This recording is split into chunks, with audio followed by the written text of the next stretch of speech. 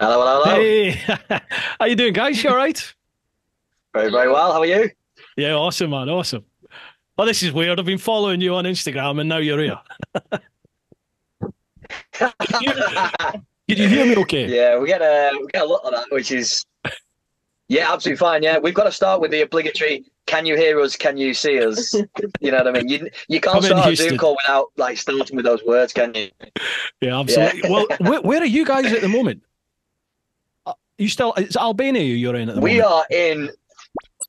Yeah, we're in Albania. Yeah, and it is awesome. It feels like wilderness here. It feels we're in the middle of nowhere. We've been driving on an off-road track for about 6 hours today, and we've seen a smattering of people. And the last people we saw were about four Wow. hours ago, round like two sort of valleys away. And oh, it's unbelievable. Yeah, I'm loving what you're doing with. By the way, look, this isn't live. We can not have started this if you want to have a little chat first. I am recording at the moment, but I hit record straight away just uh, because I've done a couple of these before and I yeah, yeah. forgot to That's hit it, fun. record. So I just hit record. But if you're happy just to crack straight That's on cool. with this, I'm happy just to start Yeah, yeah, now. yeah, of course. Yeah, right. Awesome. Yeah, yeah, yeah, Yeah, yeah. so obviously I've been following you on Instagram and I'm loving the way you're doing this. I mean, you literally are taking the road less traveled most of the time. It certainly seems to be in what you portray. Yeah, that's the plan. Yeah, I can remember actually about 2 months ago, I got a complaint by someone saying, "Oh, is all you're doing is driving off road and doing like epic drone footage, and is that all you want to do?" And I was like, "He's like, why don't you go to cities and meet people and eat the food?" I was like, "Anybody can get a plane to Yeah, Bucharest and walk around and yeah. have a coffee, and like you really struggle to find people that are able to go off grid like we are, stay off grid, and just go and explore for days and weeks on end, really. So hmm we found a bit of a niche by accident, really, and it's all by accident. You know, the whole social media thing, the whole trip, everything's completely by accident. You know, so Well, we can delve into like how the trip came about and your backstory and everything like that. But just following on from what you were saying, yeah, like the beauty of overland travel is that you aren't that tourist. You know, as you said, you're not flying in and then getting a bus or a taxi to a resort somewhere. You live, you breathe, you smell, you feel the country that you're in, and you see how it changes as you go through the country, don't you? It's mental how places change and people change and like attitudes change in one country. I mean, we get the same here in the UK, don't we? But you really notice it when you're overland yeah, travel.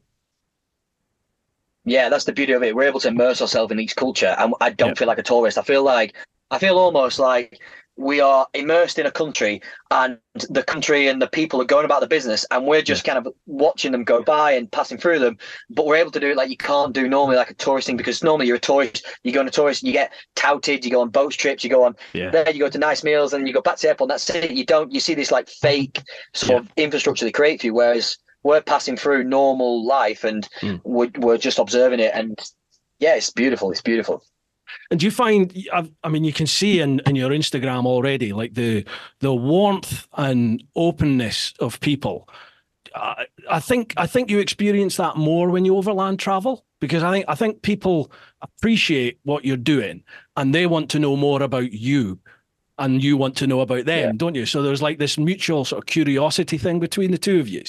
But I yeah, certainly found when I was traveling, just overwhelmingly, and I keep on going on about it on this podcast, people are good. People are nice, aren't they? You know, like yeah, forget about all the bullshit that you get told in the news yeah, and the media. People are good. Most places that you go to, people will open the door to you. They'll open their lives to you. They'll give you the bread. They'll give you food. They'll give you a bit of warmth. Whatever they can do, they'll help. yeah. It's exactly that. And what I'm loving is quashing all the things that I presumed Yeah, about the countries as we travel. So, for example, Bosnia, I didn't know anything about Bosnia. Really, I heard snippets from when I was younger about there was a war, and mm, that was it. And really, I hadn't gone on my way to find it. The news hadn't come to me. There was no positive or negative stories. I only heard there was a bit of a war. So I was a bit reluctant subconsciously to visit the country, and yeah, yet we turned up there, and it what a place, Yeah, wasn't it it? was beautiful. Beautiful. The people were so So welcoming. nice. The area was amazing. The history was fascinating. You know, and I love like quashing my own conceptions or perceptions of each country as we travel around. Albania, oh, watch out, it's full of dodgy people. They're all gangsters, and oh my God, it is jaw-droppingly beautiful here. This is what I love about it. Yeah, it looks stunning in your pictures, Albania. I think I'm doing a trip through one of my channel sponsors, actually, Canary Motorcycle Tours. They have a wing. So during the summer, they go to Slovenia and they do motorcycle tours out of Slovenia. So Croatia, and we've gone across to like Hungary and Romania and stuff. So this year they said, look, we're doing a Balkan one, but we're going to ride to Greece. Would you come and film it and put it on your socials? So, of course, yes, absolutely. And we're going to Bosnia, and I think we're doing Albania as well, either on the way down or the way back up. I'm really looking forward, especially now, having seen all your content. It's like, wow, what a place. Looks stunning. The Balkans have blown me away, and I think we've been lucky. We visited it in winter, so it feels like we've avoided the tourist traps. And because we've got four-wheel drive, we can get to places that probably people abandon in winter, and we can enjoy it for its natural beauty, not this fake touristy malarkey. But yeah, especially I'd say my favorite country so far has been Montenegro. It's not quite as wild as Albania, because Albania just feels completely wild.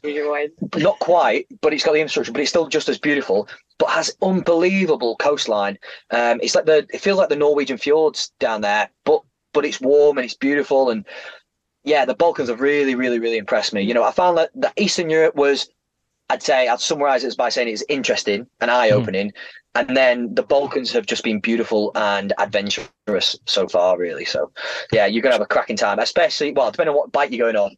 If you're going on like the 1200 GX or something like that, BMW, then, yeah, great. Go and fill your boots in these, like, dirt tracks. So, yeah, I think I'm on there, but I own a GS. I've got the new 1300 now. But I'm using their bikes because I do my own tours, and I literally, when their tour finishes, I think I have a day and I have to be back here on my bike and heading off because I'm taking a whole load of punters away on another tour. So I'm having to fly there and back, and I'm using one of their bikes. So I'm not sure what bike I'll be on for theirs, but yeah, I can't wait. I don't care. I don't sign up to this is the perfect bike for that. No. Just give me an engine and a couple of wheels and off we go. Enjoy it. Right. Let's sort of rewind and figure out, well, we'll go through who you guys are, what this is all about, what it is that you're doing. You all right if we do that? Yeah, perfect. Yeah. Awesome. Right, there's a wee bit of a delay. Folks, welcome back to Brew Time. Should have done this intro right at the very start. We've got Bobby, we've got Marie, and together they are now a One Life Trucket. Now, we've got a wee bit of a delay because we're doing this via Zoom, and obviously the guys are over in Albania at the moment, sitting in the truck, as we can see. So there's a wee bit of a delay via Zoom anyway. But I've got to say, connection looks really good. Touch wood.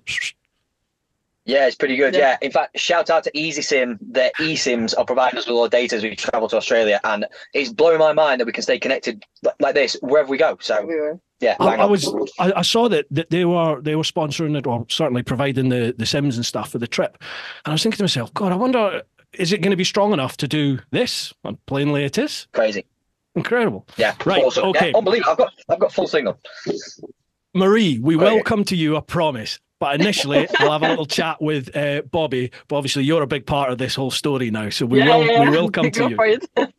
So, Bobby, tell us a little bit about you and how, like, what is One Life Trucket? How did it come about? Jesus, I mean, how long we got? You know what I mean? As long as you want. By the way, I've got all night, so however long you want to take. Slangs, by the way. Basically, it was cheers. Basically, it was born out of heartbreak. The whole trip has been born out of heartbreak. Albeit we've sort of come full circle now. But I was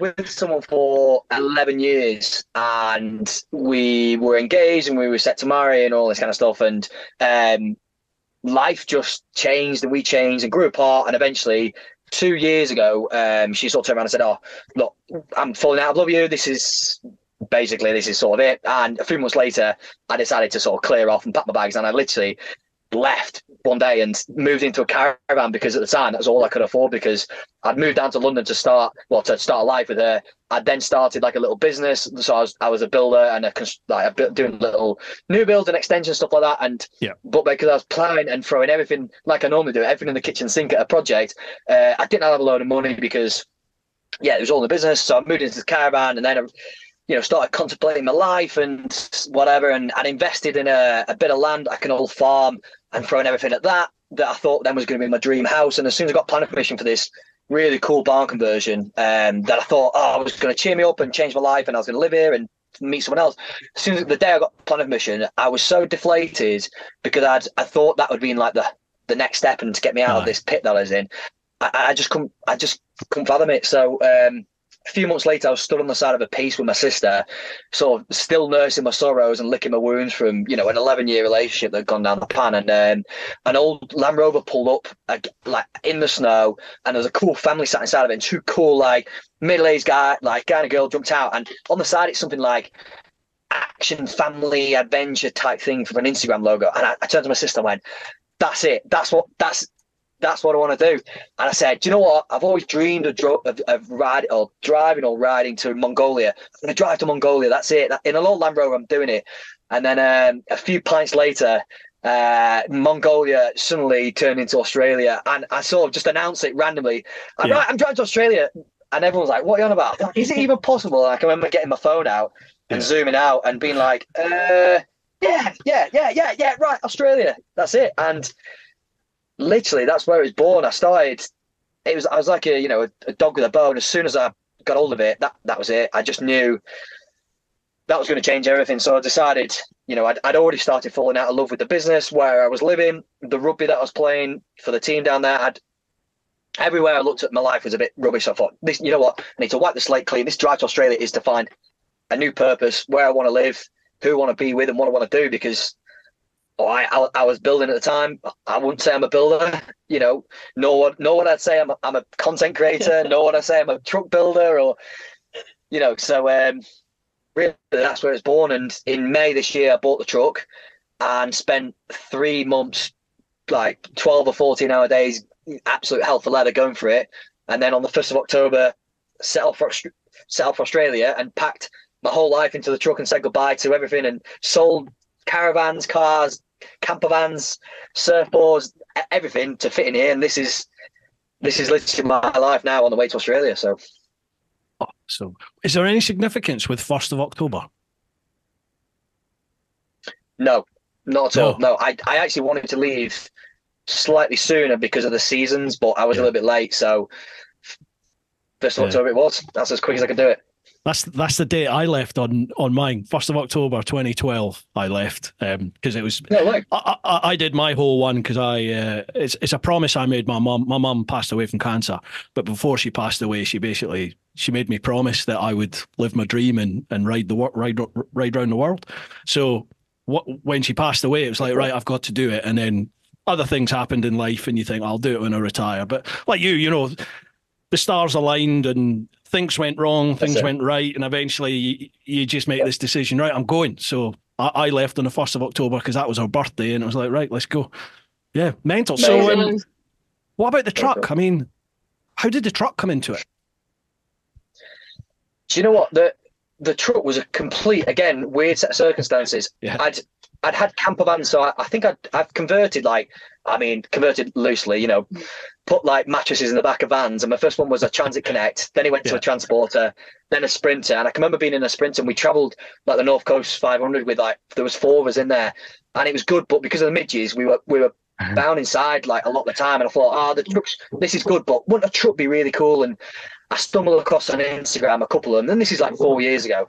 And ever since then, they've been in the back of my mind. And when I had this idea for the trip, I thought a Land Rover would be perfect. But really, for being in full-time and indefinite travel, I thought I wanted something that's a bit more sustainable. And a 4-wheel drive MAN was the perfect choice. I looked at ex-military, but I couldn't quite find the right one. And then I actually spoke to somebody, would you believe, about doing some building work for a guy. And we're talking about the building work and this and that and timings and stuff. And I said, oh, just out of curiosity, what do you do for a living? And he said, oh, I'm a truck dealer. And I said, haha, I'm actually looking for a four-wheel drive MAN. He said, I've just got two in stock. And I went, you are kidding me. I was like, are you still there? I know he's like late on a Saturday. He's like, yeah, I can be down there. I was like, I'll meet you in the yard in an hour. I'm coming. And that was it. And he had these two perfect MANs. And this one that I got actually was just a chassis sort of, so it's just a bare truck with just a bare back essentially. But had from Snap-on Tools, had an old box from Snap-on Tools where they drive around and sell tools out the back of. It had an old box on the back in this, and you walked in, you still had all the racking, all the tools are gone, but the racking was here. Yeah. And I thought, that's it, perfect. You know, it saves me all the grief with the box and the subframe. I was like, and would you believe he was struggling to sell it, and I absolutely ripped his hand off, and there we go, the truck was born. Yeah, it's so cool.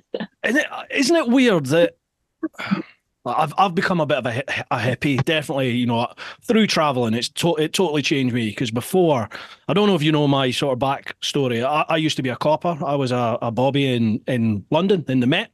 And I was very black and white, and, you know, there's rules, and you do things, and that's just the way they are, and bang, bang, bang, bang, bang. There's no smoke without fire, all that bollocks. And travel totally changed me. And now it just seems like when you put yourself out there, like, things just have a way of working out. It is eerie how like, you think you're going to take the right at the next junction, but for whatever reason you turn left, and then, you know, you meet somebody, you meet someone there, and they have a massive impact on your life, whether it's for, you know, the hour that they're there, or that's it, your life totally changes from then on. But it's just really weird how life it's got a habit of just throwing you a ball, you know, especially when you're like at your lowest as well. Yeah. That's what I've found, is that just when you think, I'm proper fucked here, something happens. Somebody turns up with like that bit that you need. For me, like that bit you need for your bike, or, you know, they've got fuel or whatever it is. You know, it is weird how things just work out in life. Yeah, and yeah, exactly. Yeah, and you know, you talk about turning left and not right. That is literally what we were talking about yesterday with Maria, about the way we met.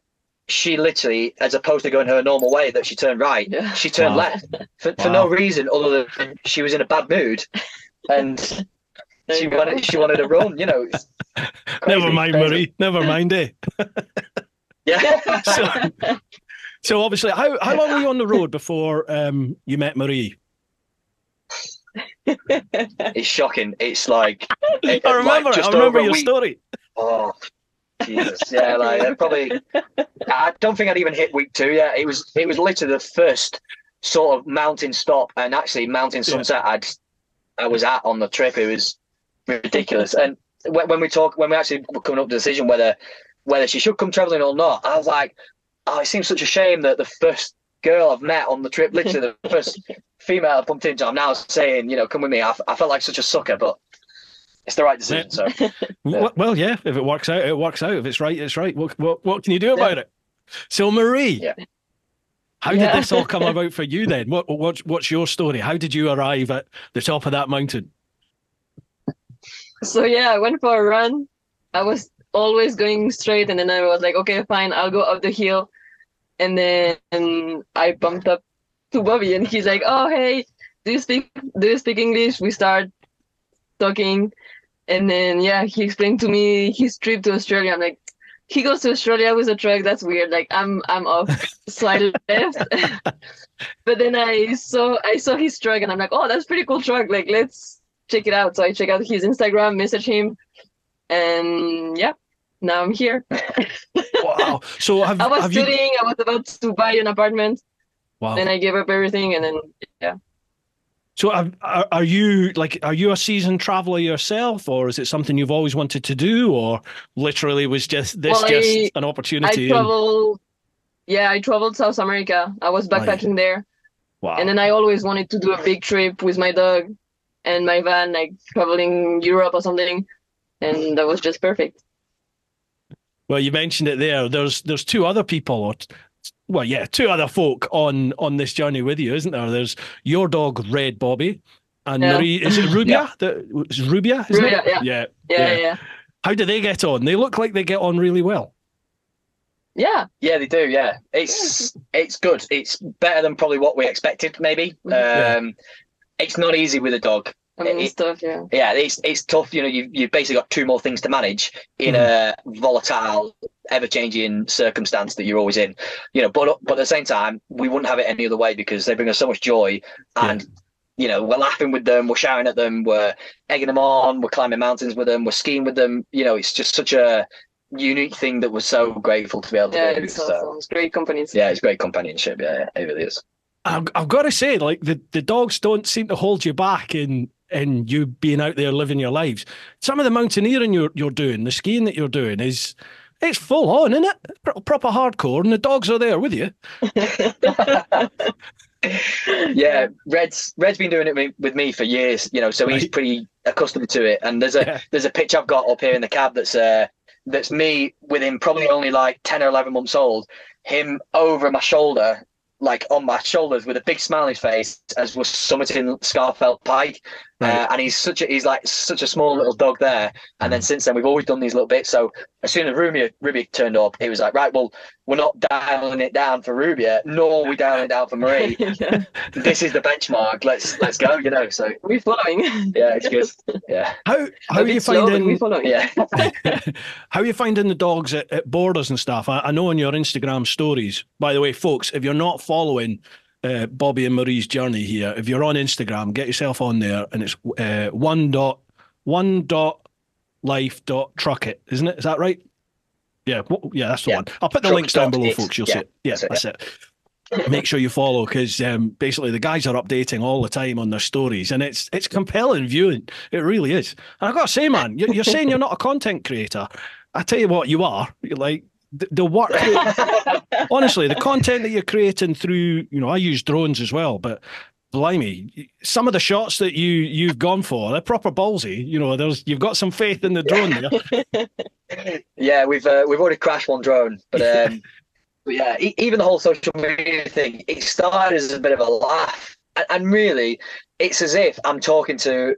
I'm sending private joking messages to my mates down at the pub, and that's how I sort of treat it. You know, I'm not.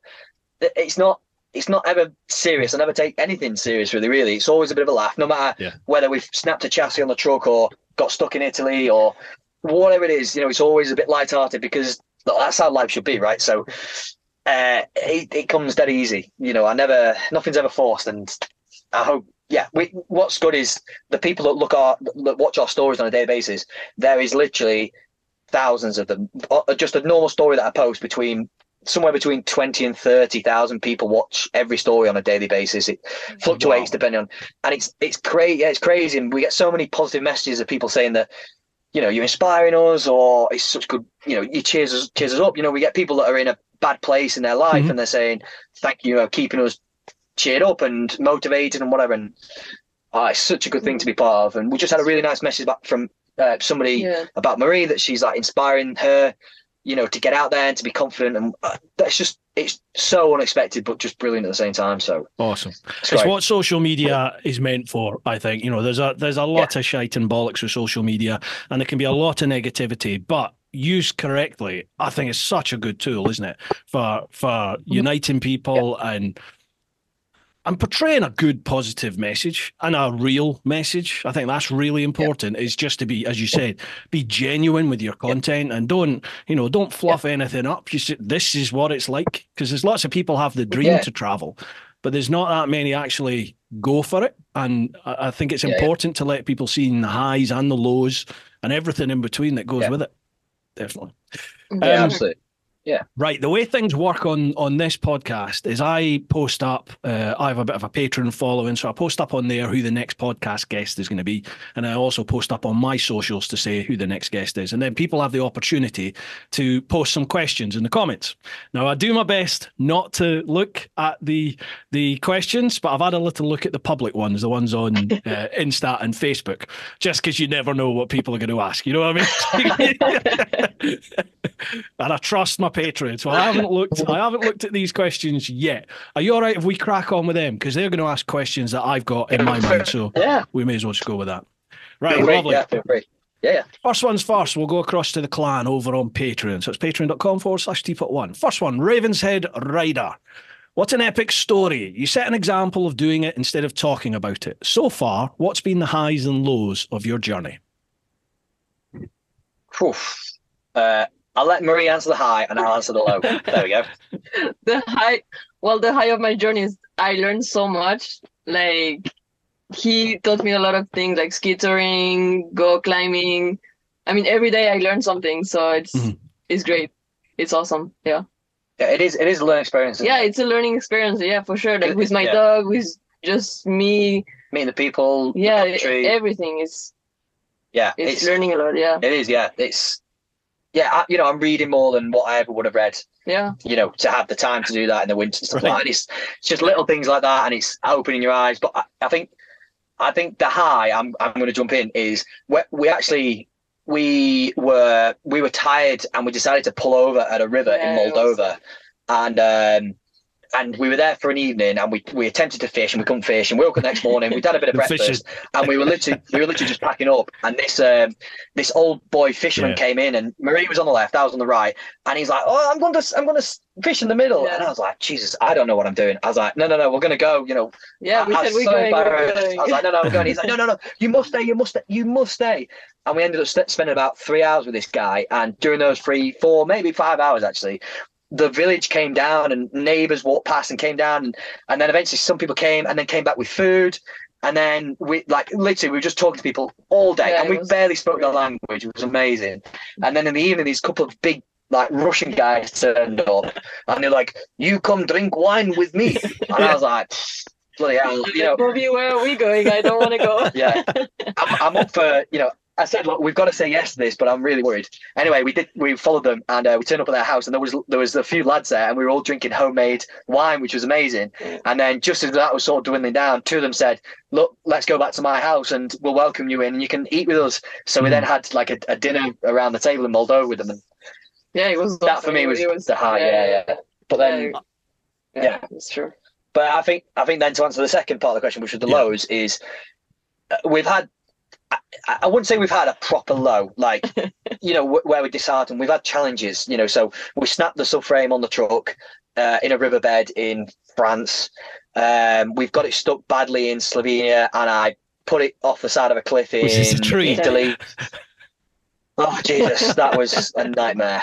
I think the hardest, actually, probably the hardest bit of what we're doing and the way we're doing it is some of the trolling that you get. Some like couch potatoes that just send you stupid messages. Only ever publicly. They'll never send something constructive or direct to your messages. It's always like a public show of "you're an idiot" sort of thing. Yeah.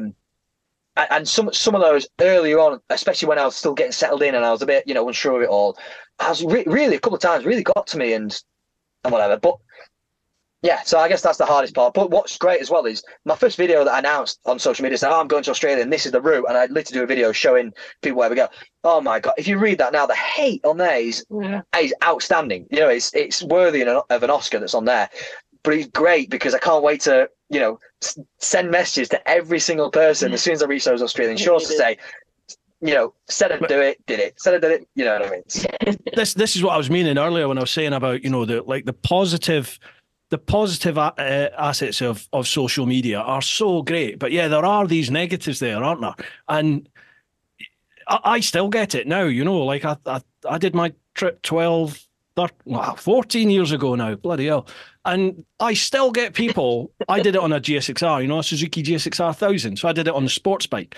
And at the time, people were telling me you couldn't do that. But, I kind of like you, if somebody says you can't do it, it's like a red rag to a bull. So I'm going to do it, yeah.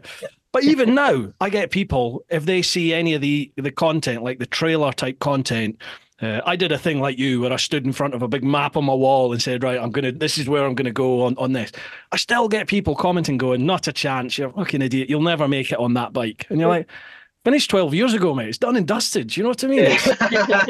But that great. hate that people dish out is phenomenal, isn't it? But they'd never say that to your face, ever. They'll never say it to your face. Never. No, not at all. No. A couple of people have actually challenged me, and I think I've actually been accused of being a racist like, I think 2 or 3 times, but they were good enough for people to send me direct messages for saying like, oh, that's really racist, and I said I corrected them, and both of them apologized and turned back, because basically I said, look, I can't be a racist. I'm driving around the world. I'm visiting 40 countries along the way. Yeah. How on ever would a racist either survive or even want to do this? You know, come on. And a couple of them apologized, which is good. And you know, and a couple of them I've negotiated with. A couple of people said, look, I think you went too far there. That's not really. Yeah. And I've said, oh, well, yeah, okay, I understand your point of view, but it wasn't meant to be like that. It is what it is. It's social media, you know. It is. It doesn't get any easier to deal with. I've got to say, like, I mean, well, you're a way different level than me. You're on 200,000 blooming followers, aren't you, on your Instagram? It looks like it's gone crazy. How long's that been? Like a couple of months? Yeah, I gained something like 80,000 followers within like 2-3 weeks at one point, and it just exploded. I'm just, you know, a regular guy doing what I think is a regular thing, you know, so I don't really understand it, but yeah, it's great. Cool. It's cool. Now, you were saying in the lows, the chassis snapped. I remember when you posted up about that, I remember thinking to myself, that's a make or break that, because you're either of the mentality where you go, oh, fuck. You're like, this is end of now, and that's the trip done. And I think for certain characters, that outer where you can sort of keep, you know, you can keep your honor and your pride there and go, it wasn't me that gave up, the truck gave up, you know. So you could see that people would give up at that point, but you didn't, did you? And you went for it. And I remember looking at the next story, and you'd come up with a solution. And it was like, go on, son, you good lad.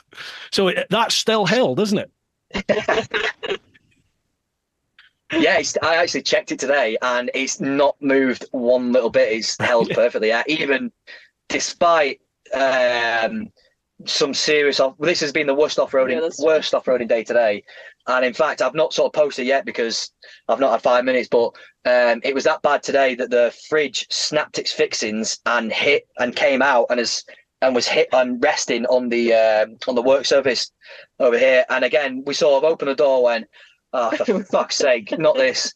And it snapped the cables, it done us. And anyway, just before we went on air, I was in repairing it, and it's hunky dory. It's screwed back in, it's fixed. I've made it better, I've rewired it, and now it's back at temperature and working. So happy days. What I've said to Marie is, we are point blank making Australia. How we make it, in what vehicle, what it's going to look like by the time we get there, I don't know. You know, whether we've got to swap truck because a truck explodes halfway through, and we take the box and we spend a week, you know, doing a donor and transplanting the box on another vehicle, or, you know, we've got to take the box and put it on a boat and we just leave the truck behind and we take the box a lot. I don't know. You know, I want this to be a proper adventure, and there's no rules. We're making Australia no matter what happens, whether we fall off a cliff tomorrow and I've got to rebuild a truck at the bottom of a cliff and then drive back up. That's fine. That's what it's all about. You know, this trip will not fail. It'll just get there in a different set of circumstances than perhaps what was originally planned. So, mate, you'll do it. Yeah, it's going to get. You'll do it. I've always said that to people now, is that it's only over when you give up. You know, when you give up and you stop trying, then it's over. But until that point, like I had on my trip, I had an issue in West Africa, so I ended up having to come back to the UK for a little bit. But I knew in my heart of hearts I had to go again, and you know, like again, the stars aligned, and I got the opportunity to go, and it was like you could have just given up at that point, and I think a lot of people would have just given up at that point, but. If it's something that you need to do, and it's not that you want to do, it's something that you need to do. You know, it's deep in there, isn't it? I'm going to do this. I've got to do it. Then as long as you just keep either treading water or just making inches, just keep making inches forward. You get there. You get there eventually, don't you? Right. Anyway. What was I was going to say something about. What was it? Oh yeah, when you snap the chassis there and the box come off, how did you come up with that solution? Like, are you a mechanic? Have you got a mechanic background or an engineering background? No, not at all. No, somebody asked me this literally half an hour ago because I've been explaining about overhead cables and how I was dealing with them, and people keep saying to me, "How do you know about overhead cables? How do you know about this and that and the other?" And I don't know. My family's always been my sort of granddad and then my dad ran like a little transport. They had a few trucks and they'd it's my speakers, yeah. It's gonna talk to us for the next like half an hour now. But they've always had transport and little trucks, and it was my granddad's expertise, like engineering expertise, that kept the business going, and they did quite well because he'd just bodge anything, he'd build anything to make things work, and then my dad got that, you know. And then what I did is I sort of took the mechanical side of the business, but I was not shoved down the mechanical route of engineering like my dad and my granddad. I was actually went down the building route, so I went into building. So suddenly I've got this like experience really of building houses, which I can do blindfolded now. But then like I've always had motorbikes. You know, I used to race enduro like bikes around Wales, motocross, trials bikes, quads, Land Rovers. So you smash that together, and then you've got this weird mix of like jack of all trades, absolutely master of jack shit. You know what I mean? So.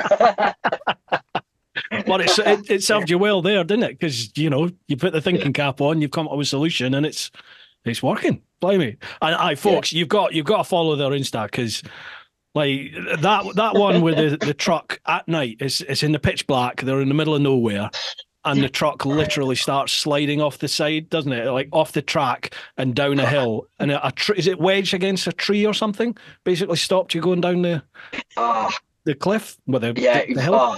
That I can't portray. And what doesn't come across really is the sheer fear I had during that, because it came across. It came across. It'd taken me like 45 minutes from the sort of shores of Lake Como in Italy to come up this tiny track, and then from the last houses was 20 minutes ago. When I say houses, they were tiny little, the odd sporadic one, and then it was just mountain track type thing. And as soon as I got up this, and then just felt that and I opened the door and went, oh shoot, I know exactly what's happened here. And I thought, and just as sort of the wheel had just gone and the bank had just started to give way, I thought, I've got one chance here, stick it in second, give it a bootful and drop the clutch in all the diff locks engaged and try and drive myself out. And if I can't do that, there's a problem. And turned out to be a problem, because it just went and just sunk, and it just gave way. And the only thing that was stopping the whole bank giving way was a tree that was wasted wear. And what was the hardest bit was there was no chance of a rescue. Even if I'd had the army turn up, they would have still only said, the only way you can do this is manually. We can't get a 360 excavator in there. We can't get a crane in there. You can't get a tractor in there. There's the only way you're going to do it is like so can you explain to people or describe to people who maybe didn't follow that story how you came up with a solution, what the solution was in the end? Jeez. Can I just say you looked so chuffed for yourself at the end of it. Oh yeah, you can imagine. So and just for the record, when anything goes wrong or I get stuck or there's a problem, the first person I call is my dad, because generally if there's a problem with the truck or there's a problem with I get stuck or whatever it is, I'll come up with the idea. Marie's sick of me saying, "Oh, I've had an idea. Oh, I've got this idea. Why don't we do?" She's sick of it, but so I'll genuinely come up with a solve. But I always like to just ring me dad and be like, "Dad, I can remember the phone call and being like, Dad, I'm real stuck here. I'm like, this is really bad." He was like, "Right, send me some pictures and I'll call you back." And I sent a couple of pictures and he rung me back. He went, "That's all right. That just a bit of graft and you'll be out of there." And I said to him, "Dad, either you're lying to me that like to give me confidence, or the pictures don't do it justice, because this is properly fuck this." But anyway, basically what happened was I was driving along a little track, and the front wheel passed a rock on my left hand side, but the rear wheel bumped up it, and in doing so it then slid and put all the weight on the rear side, and that bit of bank then gave way. So it meant that the truck, from being sort of in line with the track, then was at sort of 10 or 15 degrees off the track. And then obviously this whole wheel was down to its axles, and it was only just off its axle by a few inches.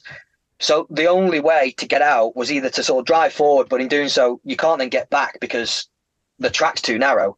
So what I sort of did was, luckily I had a load of blocks on me, was to sort of get underneath and start blocking and jacking the truck up, blocking on the wheel, blocking on the wheel. But the issue was the ground was so soft that as I put a block under, it would sink. Yeah. So I got stuck at 5 o'clock in the evening, and I was still jacking the truck up at 11 o'clock at night when it was pitch black and raining, and I was traumatized at this point. The hardest part of it was where it got bogged on its axle. The locker that had my jack in was behind a tree, so I had to cut a tree down, which took me a good 45 minutes to do just to get my bloody jack out to start the rescue. I forgot about that. But essentially what I did, so basically I started jacking it up, putting blocks underneath it while trying to deal with it sinking. I had to put a 3-ton strap to a tree at the front to stop it rolling back on myself. But then what I was trying to do was, even if I jacked it up like that, I couldn't get the truck over, so I had to sort of jack it up and then get my turfer winch and then pull the truck over until it sort of tipped off the jack. And I can remember getting to the top of the jack, and I had a little word with the jack and sort of said, "Now, Jack, I'm really sorry. I'm about to do something that you really won't like, which is twist you over yourself. Please be strong. It'll only last a matter of seconds and then it'll be over." But because if I'd done it, because I needed to do it multiple times and it bent the jack this time, it was literally game over. But it managed to do it, and I can remember like fighting with this turf winch because the ground was so muddy and clay and slippy. I was like full maximum force, slipping on and then getting and then slipping, and eventually I managed to sort of pack it up, jack it over, put the tree under the wheel, my rescue boards, and it was just this absolute shit fest. Honestly, like a bomb had gone off. And I can remember driving out at just past midnight. I think it took me 6-7 hours of graft to get me out. And I can remember just literally reversing down this path to where it was level.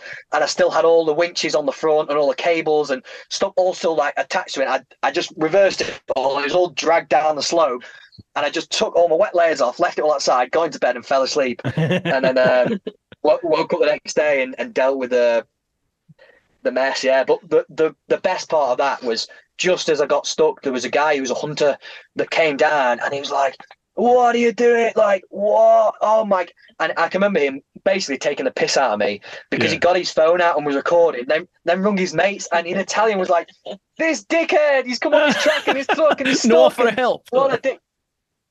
No offer of help. He just laughed at me and then left. But then at about 7 a.m. in the next morning, he then turned up, and his face, his jaw hit the floor when he saw I got out, and he was so like impressed and so proud. And he then rung his mates, different attitude, and said like, "Oh my god, this guy's actually fucking got it out of here. Holy shit! You know, he's not just a tourist. You know, he's whatever." So he's that must have been a massive confidence boost for you. I mean, you must feel like you can deal with anything now. The pair of you must just be like, right, well, whatever comes our way, we're going to figure something out. We can sort this. We can deal with it. Yeah, we actually said this a while ago that because we've got a load of like climbing stuff on board as well, and we've got a load of like general rescue kit. We've got shovels, we've got blocks, we've got board. Like we rescued like I don't know half a dozen, people, 10 cars. You know, people flat batteries. We've pulled 2 or 3 people out of like sand where they got stuck in beaches, and I pulled people out of the Dolomites where it snowed and they got stuck. And yeah, it literally feels like we're a driving Swiss Army knife, and we can help out and do what we can. Yeah, it's great. Honestly, it's a good feeling, you know. Good. So, I mean, I was gonna approach this towards the end, but I'll do it now. What's it going to be like when you finish? Like when you reach Australia? How are you going to keep this? Like, you're going to have that appetite, aren't you? You're going to be used to the adventure. You know, the unknown of life on the road. And I personally found it really hard to deal with. Like, first 8 to 12 months of being home were horrible because you're used to living on your wits. And like, have you thought about that? But I think, but I'll answer that in a couple of ways. You said a key word there that's completely different from your situation to my situation. You said, when I got home. Yes. I don't have a home. You know, I've literally spent my adult life with that girl who is no longer a thing. We've moved down to London. We had a home. That is no longer my home, nor is my area.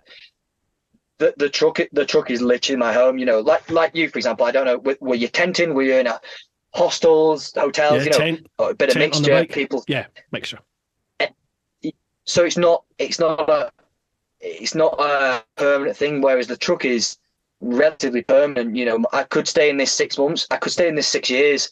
So we don't have a home to go back to. But the other thing is, people saying, "Oh, when you get to Australia, when you like." The only reason I set Australia as a destination was because it was the furthest possible place I could almost drive all the way to, bar 2 ferries along the way. For me, it's the journey along the way. Yeah, that's what it's all about, and it was a journey to find something to do with someone and where to be, and I hope to find that on the way to Australia. We might not make Australia. You know what I mean? I want to make Australia. That's the goal. But if an opportunity presents itself that exceeds the hope or the aspiration of getting to Australia, then we'll take that. So of course. But also, is Australia the end? Yeah. We've already got ideas of hoping to ship to South America and then do, Argentina to Alaska. Yeah, on the Panama Highway. That's and then that's happening. That's plainly happening then, isn't it? It's happening. Yeah, but the other key thing is financially to make it work. Of course. I'm not here sat on £1 million. We're limping month to month relatively, so we've got to navigate that just as much as we've got to navigate this hillside that we're on here tomorrow. So that's the trick of it. Everyone says, "Oh, you live in the dream and it's all fantastic." Well, yeah, it is, but you go to work, you earn a nice wage, and you're sat in a nice house, and we're uncomfortable financially because we're burning through savings relatively. So I think that's part of the travel dream, is to make that work. So yeah, definitely, that's one of the and these days there are so many different income streams available to you. If you're relatively social media savvy, which you plainly are, and you've got the eye for content creation, which again you both do. You can see that in the stuff that you're producing. There's no reason why you can't. You've got a YouTube channel, again, folks. I'll leave the links down below. So these days there's so many different ways of generating income from your content. But I think the key almost is not sacrificing your trip. It's not sacrificing your experience and becoming this big brand and selling your soul for this sponsor deal and that sort of sponsor deal. Obviously, if those opportunities present themselves, you'd be daft to turn them down. But you have to keep it as your trip, don't you? And it's still got to be your baby, isn't it? For the pair of you. Anyway, that's your decision to deal with. Cheers for that one, Ravenshead. Next one, Rob McDurty Triumph Rider. Okay, evening all. Great to have the podcast back, Bruce. Thanks very much, Rob. Only today it made the 4-hour drive down from the south of Bonnie, Scotland more bearable. Well, thanks very much, man. Glad you joined it. Here's one for you both. If they made a movie about your life to date, what would the title be? Slange. Right, we'll put that to the both of you. A movie for your lives to date. What would the title be? You got it? No. So I'm actually writing a book. It's only my notes in my phone, but it's relatively. I think it's pretty good. It's really good. Light-hearted. So it's similar to, the stories and the light-hearted. It takes the mick a little bit. Yeah. I take the mick out myself. You know what I mean? I'm incompetent. All right, I'm incompetent. You know what I mean? It's a bit of a laugh. And I've thought about a title for that, and it's it's don't let who you are today stop who you could become tomorrow. Gotcha. Does that make sense? So don't let who you are today stop who you could become tomorrow. And I came up with it while I was on a run in the French Alps on the walrus trip, would you believe? But it proves that, because literally the day before I set off on this trip, I was just a builder. So I was either sat on a digger, or I was putting a tender together, or doing timesheets, or and that was my life literally until I turned the key and I set off, and now I'm a different life and I'm living the dream, and traveling, and so don't let, and that's only because my mindset is I can do anything and be anyone, and I'm and the only thing that stops people becoming who they want to become is themselves. Absolutely. So just because you're a copper didn't stop you becoming this traveller extraordinaire. You know what I mean? It's similar to people who are on here who are electricians. I want to become a I don't know, a doctor or a nurse. Well, it's only yourselves that are stopping you. Go for it, and if you're gonna go for it, throw everything at the kitchen sink at it. So yeah. It always sounds so wishy-washy, anyway, doesn't it? When you hear people say stuff like that. I remember listening to people saying stuff like that and just thinking, "Oh yeah, bollocks! We have different lives. You plainly have a different sort of lifestyle to what I have." But you don't. It's totally true. Like we all impose our own limitations on ourselves, and it's that stops you living that life that. If you're not happy with what you're doing now, the reason you're not making the changes is because you're putting the restrictions, you're putting the limits onto your life, and no one's going to come along and just hand you this golden envelope with the ticket to go and lead that life. You've got to change things, haven't you? And I think it's only once you realize that, and then once you actually start taking whatever steps need to be done in order to send you down that path towards whatever life it is that you want. It's never going to happen unless you make the effort to do it.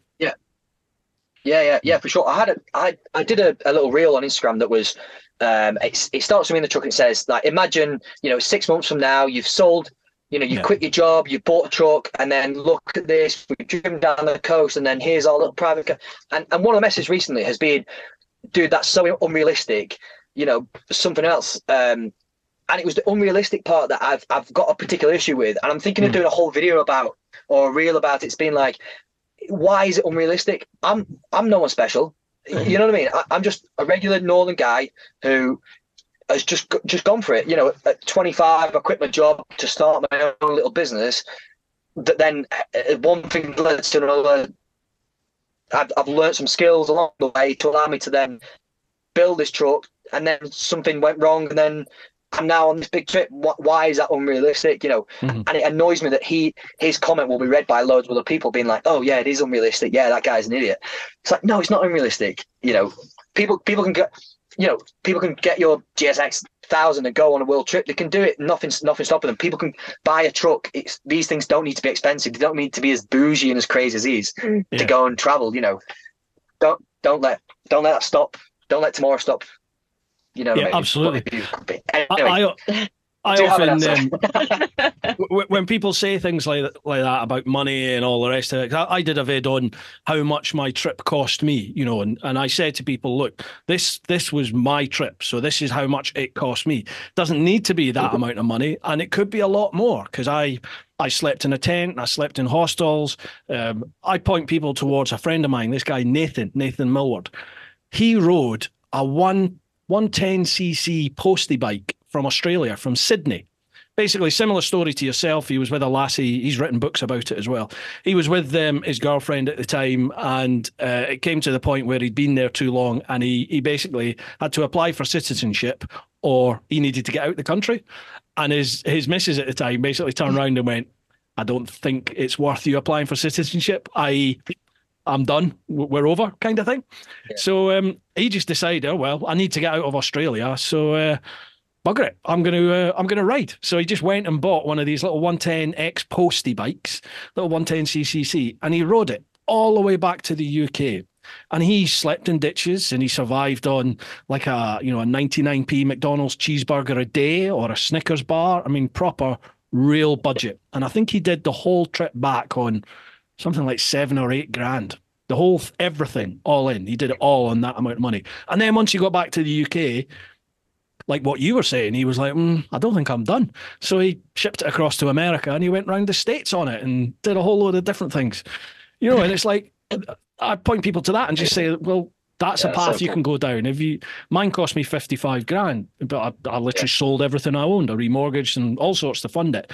Credit carded myself up to the hilt. And if you don't want to go down that route, then you need to go down the real budget route. And that's the sort of thing that you're going to have to do. You have to make the sacrifices, don't you? Yeah. Exactly. Anyway, sorry. Marie, what about your life then? Your life to date. What's the title going to be? Mine would be What's Next? Because you never know what's next. Like it. Anything can happen in life. Even us now, we don't know where we're going to be tomorrow. We don't know what's next. So yeah, that would be it. Nice. Love it. Absolutely love it.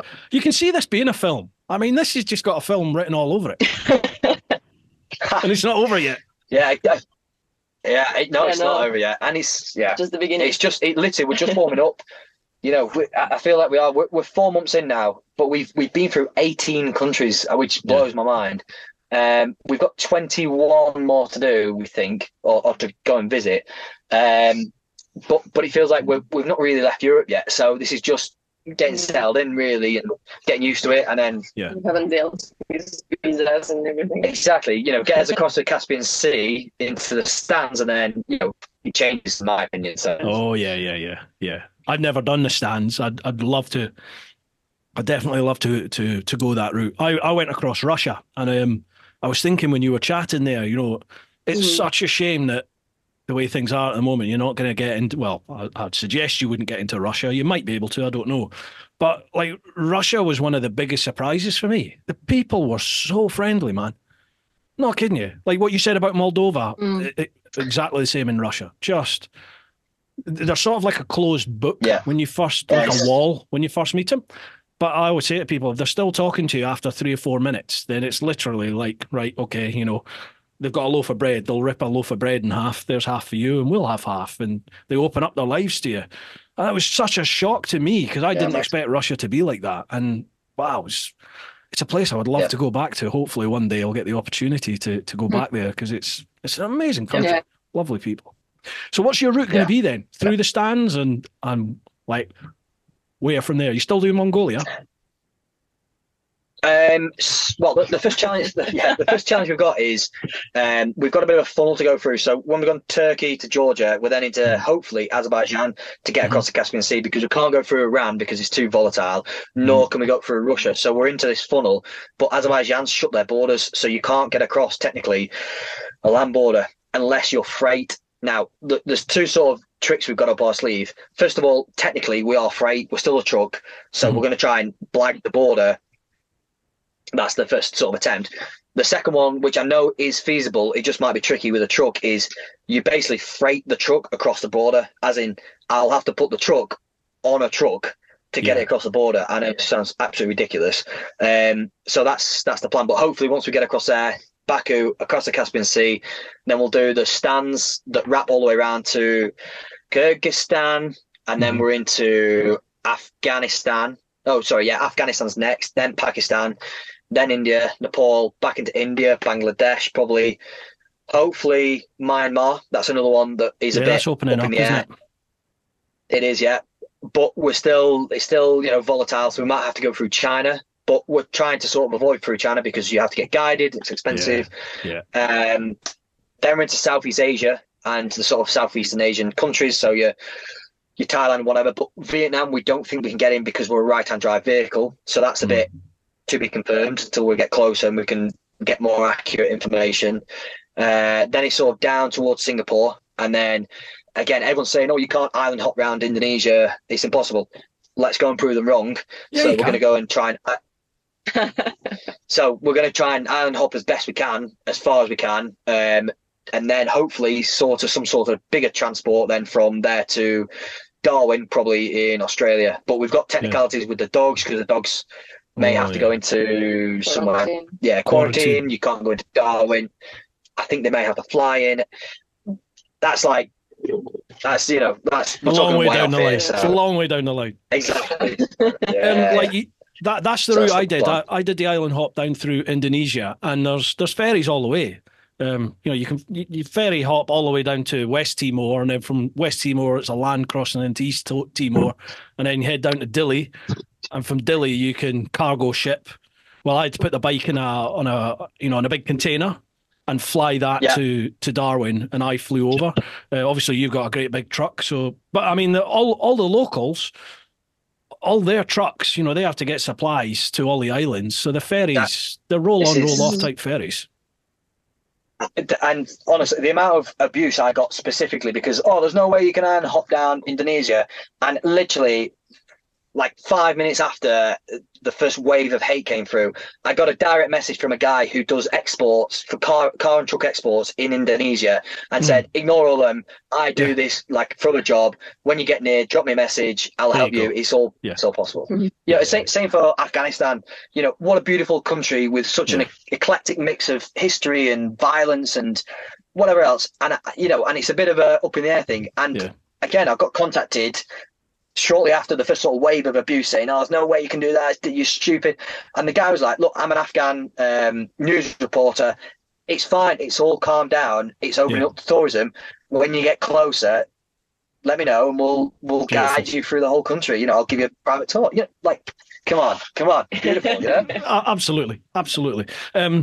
Did you follow the hardest geezer on Instagram? He's a British guy who's running the length of Africa at the moment. So he's just had the same thing in that he needed to get into Algeria to finish his trip. I think he needs to get into, is it Tunisia he's finishing it? But you had to get into Algeria and you can't get in. Like everyone says, you cannot, it's closed border. You can't cross in there. So he was like, we're going to have to figure something out. And either he contacted the Algerian embassy or they contacted him, but they're doing it through the power of social media. Like they can see the following that he's got, and it's positive media for him. And obviously, for you guys, if there's that issue with, which one was it? Was it Armenia? Was it Armenia that's shut, did you say? Oh, Azerbaijan, yeah. Azerbaijan. Then, if all else fails, that could be a route to go down, is just, dropping a message to the Azerbaijan embassy and going, "Hello, can you help?" You never know. Fortune favours the brave, don't they? Yeah, exactly. Right, next one. Charlie Callard. How you doing, Charlie? Evening all. Hope you're all fitting well. So a couple of questions. First for Bobby and Marie. What's your favourite mod or feature on the truck? The barbecue. Is that your answer? No, it's yours. I stole it from you. It's the outside barbecue is so cool. I mean, it's just one of those like big boys toys. Like I hate bits of camping. Like first of all, sleeping in a tent on like a little blow up mattress. It's just pants. So we've got a nice big bed, and then I hate those. The coal ones from Tesco that you got to try and light, and you never light, and you end up taking them out and trying to build a. So I've learned over the years from that, and I got a proper Weber barbecue and said to the fabricators, right, this is the box, this is the size I want it on. I want this to slide out here, and the idea is I pull up somewhere really nice, and I literally go, undo that, slide the barbecue, and go click, and it's a gas barbecue, and let me tell you, it is brilliant. When the sun's out and we're cooking outside, it is properly cool. It's properly cool. Yeah, and that's only going to get better, isn't it? As the weather improves, it's only going to get better. Yeah. Oh. The whole trip is only getting better, really, because we're going to more adventurous places. The weather's going to pick up. We're going to be allowed to do more cool things. Like, it's only getting better. It's really just warming up, really. So, What's your favourite mod? Mine would be the bed. Yeah. Yeah, we have a big bed. It's really comfy. We don't need hotel anymore. You're I right. mean, it's great. At least you spend good nights. Yeah. I had a van and my bed was shit, and you can't sleep. You wake up, your back hurts. Like, this is great. Yeah, it's a proper king size bed with a proper expensive Emma mattress, with a topper on. Because again, I've had campers before that have had like camper van beds, and they're crap, and it's not sustainable because you get sick of it eventually. If you can't sleep, you get sick of something, it just demoralizes you. That's it. I'm bad without sleep. That's one of my weaknesses. And a couple of times we've had opportunities, we've been somewhere nice, and it's been a really, really nice hotel nearby and really cheap because of Eastern Europe. And we've said like, oh, should we go in there and, treat ourselves a little bit because whatever. And every time we've said, what's the point? No, we don't. Like the truck's just better. Yeah, it's good. That's awesome. That's awesome. Yeah, my missus has she's got an old Type 2 VW camper van, like one of the Brazilian imports. And that's got this pull-out bed in it, and I hate it. It's like a little. It's not even memory foam. It's like a little foam mattress sofa thing. I'm 6'3", 20.5 stone, and I get on this thing, and basically I just sink straight onto the wood, and it's not big enough for me to lie in it anyway. So I think I've slept in it about 4 times, and then I think the last time we used it, I think I just went outside and slept on the floor. It was just like, forget that. Yeah, exactly. You see, exactly. So that's why on a few things we didn't compromise on the truck. The bed was like, can't compromise, king size bed, good mattress. And then where we're sitting now, it's a proper table. It feels right. It's all, and again, these are not like cheap little camper van stuff. I went to an actual upholsterer that does these for normal houses, and I said to her, what do you do for like a normal like sofa? Please, can I have those? Because this needs to be like a house. And it's those little things you got to get right. If you're doing this full time and this is an indefinite thing and this is my house, it's got to be right. So absolutely. Have you got Sky TV? No, one of the things I was like, point blank, no TV in the truck. You don't need it, do you? Yeah, we don't need TV. Do you know what? You don't need it until winter hits, and then let me tell you, sitting in this truck from like 4 or 5 o'clock every night is with no TV on it. It's pretty rough. Yeah, it's the first few weeks, few days, it's fine, and then we're like 3 or 4 months into this, and we're like 9:30. It's like time for bed, come on, let's go to bed. Too early, 1 more minute. I'm like, no, I'm going to bed. So. Take the dogs on another walk. Yeah. Nice walk. Yeah. So cool. Charlie's got another question for us. One for you all. If you encountered aliens and they wanted to understand why people solo or duo travel, how would you explain it? That's a good question, Charlie. So how do you explain? Holy shit. Can you repeat that? Overland travel. If you encountered aliens and they wanted to understand why people travel, how would you explain it? It makes you grow up. Like you meet so many different culture and different people. If you stay at home, like if I stay in France, people are all the same. Like I don't know, like for example, when we went to Moldova, they don't have so much money, but they open the house for you. They invite us for dinner. It makes you grow up, Leah. It makes you open your mind. Yeah, similar answer to Maria, actually. Sorry to interrupt. I feel the travel and the way in which we're traveling is we're not beach hopping, beach bars. We're not going getting drunk every night. It's more of it's like a big learning experience. Yeah. And that's what it is for me. It's massive, isn't it? We're learning cultures, languages. Yeah. The way people interact with us. We're learning, hardships. How to maintain a truck. We're learning about how to climb mountains. We're learning about being safe. We're learning about route. We're learning about financial. We're learning about visas. We're learning. It's just a big old learning experience for me that books can only give you a taster of and give you a feel of. Actually getting out there and doing it is a massive learning experience. Yeah. So I'll be a completely different person. When I get back to England the next time, whenever it is, to now, the difference will be ridiculous. So that's what it's about for me. It's not about going having fun or avoiding doing any proper work or any of that nonsense. For me, the reason I've done this is to go and explore and learn about life and the world. Yeah, there's that expression, isn't there? Travel broadens the mind. Yes. And I really didn't appreciate that until you travel, because it really does. It just does in every sense, doesn't it? And I think that's part of the reason I found it so hard adapting back into life back here in the UK, was because my life, the way my life was for me before I traveled. And then when I came back, and my wife says she didn't really notice much of a difference in me, but I feel like a totally different person. I don't feel like, I don't even recognize who I was before. Because I would have never done something like this. I would never just chat to random people I don't know. Certainly not in depth like this. It's just not something I would do. But I found, especially going back into the old bill as well, where, in the old bill, you have to be a certain, the old bill, sorry, is the police, going back into the police. Yeah. You have to be a certain way. You've got to be of a certain mindset and a certain attitude. You've got to be defensive. You've got to be living on your wits. And, there's certain stereotypes out there that are around for, a specific, or not specific, they're around for a certain reason. People act the way they act generally because they're hiding something. That's how you do your job when you're in road bill. But all of a sudden, I wasn't that person anymore, you know. And I was coming back, and you deal with people from countries from all over the world when you're, especially when you're working somewhere like London.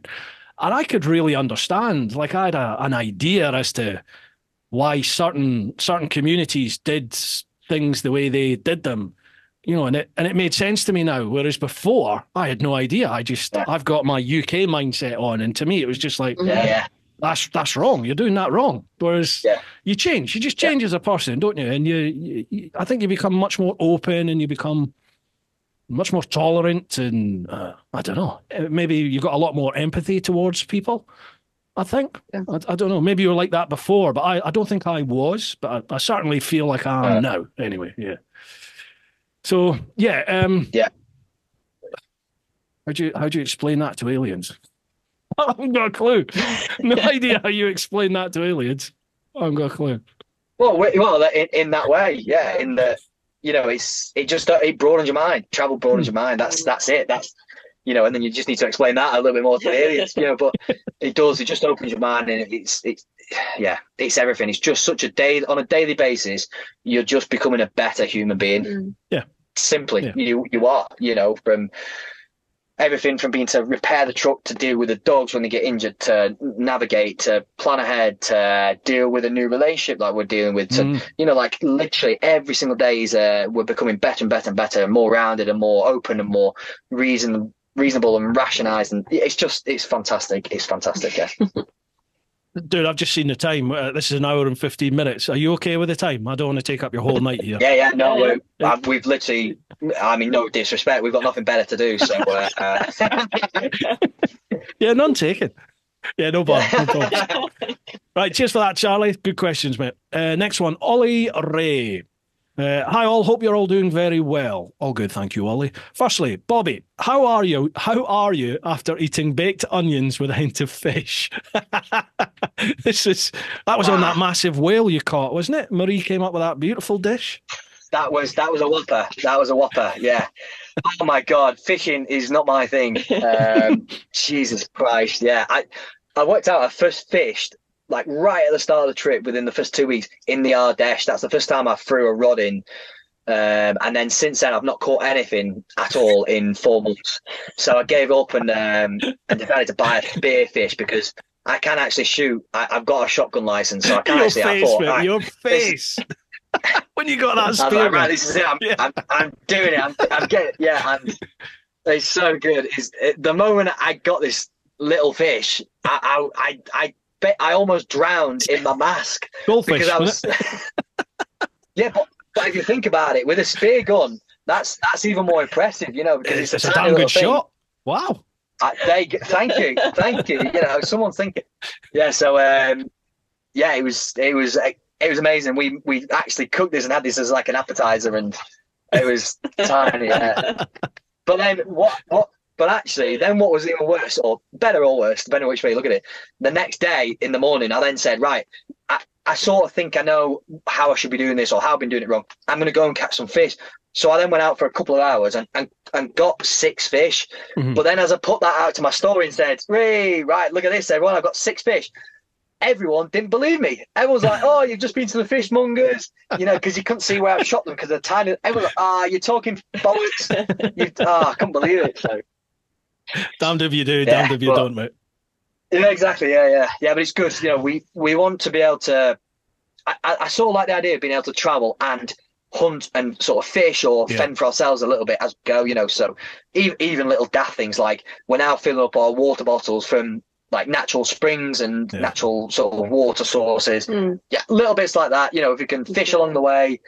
You know, if we could do a bit of like legal hunting or snaring, we would do that. As you know, just I kind of like that idea of this, you know, Neanderthal sort of journey as well, you know, within reason, you know. So but let's start with the fishing. Let's not get carried away. You know, I've only caught little ones so far. You're going to be out fighting bears next, aren't you? Speaking of which, did you see any bears in Romania? I messaged you when you were on the Transfiguration in Romania, and I messaged you saying, I don't want to put the shits up you, but there are bears there. Yeah. I remember that message. Yeah. And a lot of people have said, "Oh, there's bears out there." And we went for an evening walk with this guy we met in Romania, and he said, sorry, actually, we ate with this guy we met in Romania, and the guy said, "Oh, I'd love to go to this like hilltop monastery, this cave, with you. Would you be interested?" And I was like, "Yeah, that's absolutely fine." And he said, "Oh, there's probably bears and wolves." And I was like, "Look, we've got two dogs with us. Wolves and bears generally a little bit more frightened. They, if they hear the dogs and they hear a bit of noise, they'll probably go away." And then we asked the waitress and said, "Oh, we're going to the monastery tonight in the dark. What do you think?" She said, "Oh, there's probably an 80% chance you'll either meet a bear or a wolf, sort of thing." And yeah, the only thing we met was a priest and his 4 attack dogs, and these are big mastiff things that he has himself. Yeah, and they were going after our dogs like big time. So, but anyway, we avoided it, and that was it. So we're all right. No bears so far. So I've done that road a couple of times on the bike, and I'd always heard about the bears and never seen anything. And then I was there about 2 years ago, I think it is now, and I came through one of the tunnels, and as I was nearing the exit of the tunnel out into daylight, I remember looking and thinking, "What's that?" And as I got close to it, it was a young bear, and I swear this bear was like leant against the wall. Like you could have had a bottle of beer in his hand. He was just like leant against there, watching me coming through the tunnel. And I sort of went by and was like, "That was a bear." So I turned round and I went back to the bear to get a picture, and I got about 40 feet from it, and I suddenly thought to myself, "Oh, fucking bear." It was like, it's not in a cage, that's a bear. And I was like, maybe I shouldn't get too close to this thing. So I turned around and carried on my way and thinking, wow, I've seen a bear. 5 minutes later, came round another bend, and then there was like a big mama bear with 3 or 4, well, maybe 2 or 3 cubs just lying at the side of the road in the sun. And again, I got all that on video. It's all on video. I'm thinking, fucking hell's a bear. Wow. Another 5-10 minutes down the road, there is a big bear. So he must have been like, I'm assuming that's the dad. He was a big bugger. Again, just lounging at the side of the road, not bothered about me. And when I spoke to the locals, they were like, "Yeah, this time of year, it's the summer, so they come out and they get the heat off the road, because they've been sleeping all night, and yeah, they just sit on the road and get all the heat coming up." I was like, bloody hell, they were massive though, huge animals. Anyway, right. Might have to bear me a second while I make sure my internet isn't going to go. Yeah, no problems. There's it's all fine. It's right. We'll put a pause on this, folks. Aspects living on the road. See you in a bit. There we go. So I could do my sponsor readouts in this little break. We're all right. Apologies for interrupting, folks, but a quick shout out for this week's sponsors, who this week are Ultimate Add-ons. Bit of spiel to read out for them. Ultimate Add-ons are the premium manufacturer of mobile phone and action camera mounting solutions for motorcycles. With a kit for any bike and a proven track record of creating products that keep your devices safe, secure and easily accessible, the Ultimate Add-ons product range is ideal for any rider, from the commuter to the round-the-world adventurer. Why shell out on an expensive GPS system when you could use your smartphone, keeping it charged and within reach to take photos of your travels at the same time? Ultimate Add-ons waterproof, shockproof and dustproof tough cases are available for all flagship smartphone models and are designed by riders for riders. Find out why Ride Magazine gives Ultimate Add-ons their coveted Best Buy certification. Keep riding this winter with Ultimate Add-ons. It's all about the journey. Now, if you head to Ultimate Add-ons, links down below, it's just Ultimate with ADDONS, all one word, ultimateaddons.com. Use the code TeapotOne, that's Teapot with ONE at the end, TeapotOne, then you'll get 10% off their entire product range. That also works for Dango Design UK as well. I've never had any vibration issues with the cases that I use. I've got one for my iPhone and I use the Hex sort of strap. It's in the pedal cycle section. It's just like a ratchet strap which allows you to pretty much attach it to absolutely anything, and then your case attaches to that. So a massive thank you to Ultimate Add-ons for their continued support. We are also sponsored by the Influencer Store. Now, Roger and Charlotte over at the Influencer Store, they've been doing my merch for TeapotOne.com for quite a few years now. I used to use the standard sort of print-on-demand type web-based ones.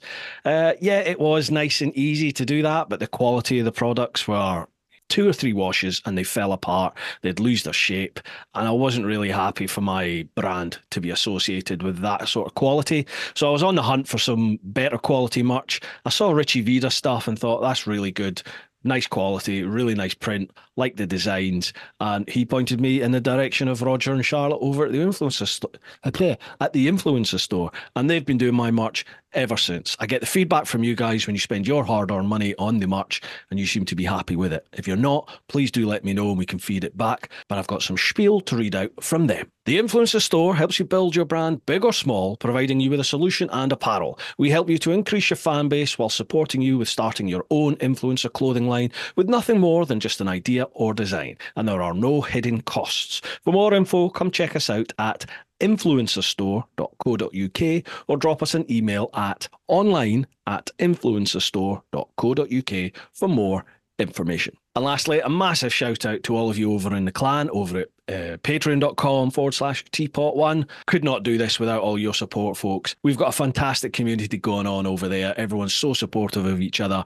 We do the ride outs, we do the meetups, and obviously you guys get first choice for the questions on the podcast. Thank you so much for all your support. I hope you're all still enjoying it. Let's get back to the podcast. Bye.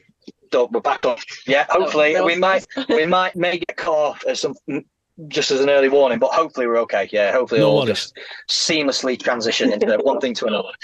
So can I ask, you're obviously you have some backing from, is it eSim, eSim or something, is it? What's the company called? So it's eSim, and it blew my mind actually. I've actually now got 2 SIM cards installed on the phone. I've got like an actual normal SIM card, and then I've got a digital SIM card. Yeah. And that digital SIM card essentially is what I tell the phone to use for my data. And eSim, I buy like data bundles off them per country. So it saves me, because when you travel, my English plan is really expensive per country. But eSim has deals with the local countries. You get it really cheap, and that's the way I'm getting all the data that go now around the world. So wow. It's pretty.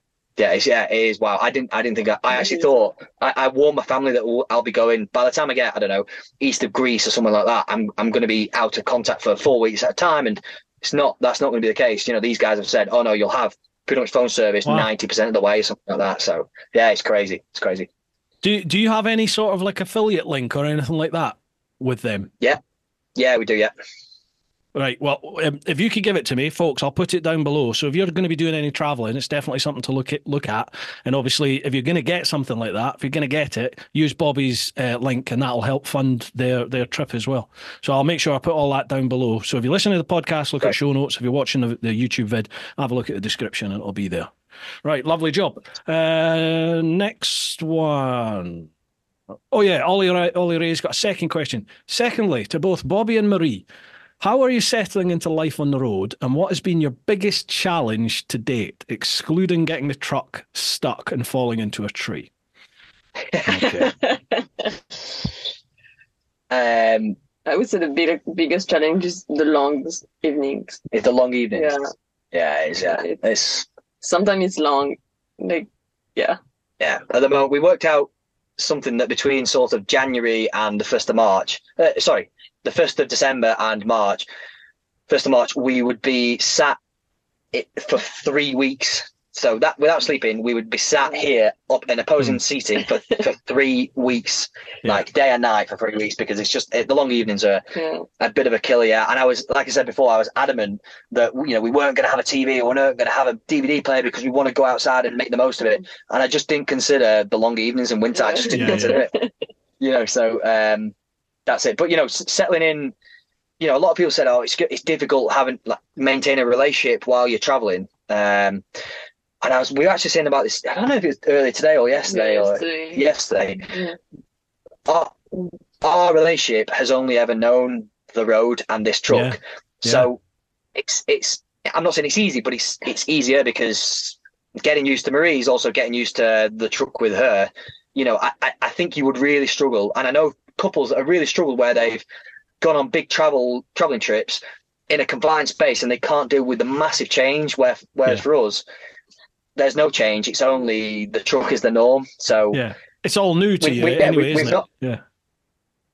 Yeah, exactly, for both of us. You know, I said to Marie, she keeps saying, "Oh, it's your trip," and I keep saying, "Well, actually, it's not. I spent probably 2 weeks on my own, and we've spent 4 months together. You know, so it's definitely our trip now, not just my trip." So I mean, as an outsider, it definitely feels that way. You know, it feels like it's migrated into your trip now. Obviously, it started off as yours, didn't it, Bobby? But it definitely feels like it's the two of you now. Well, the four of you, to be honest. Yeah. It feels like the four of you now on this adventure and on this journey. And it's, I got to say, like, I remember people saying to me that they enjoyed following along on Facebook when I did my trip. And we didn't even have Instagram back then. You know, get the old violin out. But you know what I mean? Like, I remember people saying they enjoyed following the adventure vicariously through social media, and I totally get it now, because there's so many people's trips that I follow now through it, and you're just like, it's awesome. It's brilliant to be able to experience a little slices of what you're going through. Yeah, that's great, and we have messages like that all the time, and you know, there's a few, you know, elderly women, let's say, that are incapacitated, so they can't travel, and they're saying, "Oh, I'll never be able to travel the world, but I'm loving." Basically traveling the world with you, and it's great. And that's these kind of things you just don't anticipate when you set off, and they're fantastic. They're little perks for us. So it's great.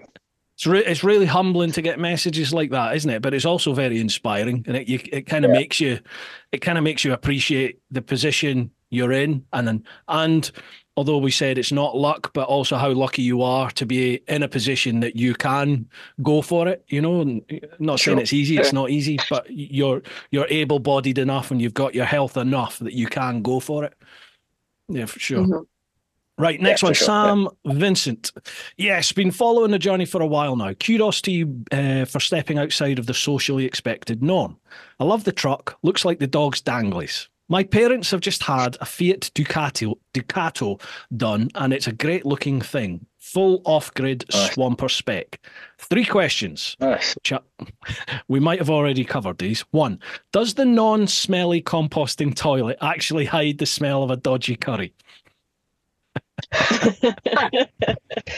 Okay, great question. So Marie has never used the toilet and actually doesn't know how it works. I didn't even see it. I don't know how it is. It's sort of our like spare storeroom by chance. I've used it, and honestly, it's genuinely fantastic. I've been brought up in caravans, right? So you got those chemical toilets, and I despise them because they're never clean. The stuff goes everywhere. You can't get rid of it right. So I thought this. Basically, it's just a bag. It's literally a bin bag you defecate into, and you deal with it like a dog. And honestly, I've had some proper crackers in there, and I've got a little fan, and you don't smell it. It is genuinely. Hang on a minute, Bobby. Brilliant. Hang on a minute, Marie. Do you smell it? Well, no, he's never used it when I was here. Yeah, no, you used it once I was outside. Well, I think so we barely use it. It's a bit of an emergency for us, but I used to use it a bit more regularly when I was in a little bit more urbanized areas than what we are now. And honestly, a really good bit of kit. So highly recommend it. It's a waterless woo toilet, I think it is. I can't quite remember, but honestly, brilliant bit of kit. So highly recommend it. Yeah. Right. Question 2: would you change the way your life panned out if you could? Oh, that's a good question to both of you. Would you change the way your life has panned out so far if you could? Absolutely not in the slightest. No, I'm massive believer. Everything happens for a reason, you know. Absolutely. And I was on a men's mental health podcast called Momentum Men a while ago, and I think I can remember saying that looking back now. When I was in the caravan for 6 months, and I was in there during winter, and the caravan wasn't winterized, so the water had frozen, and I couldn't have a warm shower, and I was literally walking down to the commercial units to shower in that outside tap in 2 degrees in the rain. I can remember doing this. In fact, my dad did it with me, and I can remember having soup at 8:30 as I came in from work, and I still could see my breath. And if I could look back on that guy now, I'd be clapping him on in his ear, "Come on, mate! You know, you don't realise it's December now. In May, you buy this truck. In October, you set out to Australia. You've not even had the idea yet. You know, Yeah. come on, keep going. You know, so yeah, it wouldn't change it. And I'm a firm believer everything happens for a reason, Yeah, good, sure. bad, and ugly. You know, and I'll happily take the worst the trip has to offer tomorrow. You know, if that's what it's meant to be, if I'm meant to drive off a cliff tomorrow, so be it. Give it to me. You know, I'm ready for it. But if it's a fantastic, it's the best day tomorrow, give that to me as well. You know, everything happens for a reason. Yeah. It's great. You know, so I listened to that podcast that you did, and it was either you or the chap whose podcast it was. One of you said this brilliant quote, and I love it, is that after the darkness comes the light. And you're like, fucking hell, wow, that hits deep. And it's really true, isn't it? And it's just like what we said, just keep going. However you do it, just keep going. It always gets better. You know, it might get really shit, but it will get better. Yeah, I was saying this. I can remember having a conversation with a woman. I was like, "Where are we on the wave?" Like, you know, when I left Australia, and you know, I'd just been reported on BBC News, and I had all this load of support, and you know, and I wrote in my book. I was like, "Am I on the crest or am I past the crest? I don't know." You know, and then I can remember having the same conversation with her 6 months earlier to be like, "Mum, I think I'm actually still on the down. I don't know whether I've hit the bottom yet. I don't know where the bottom is."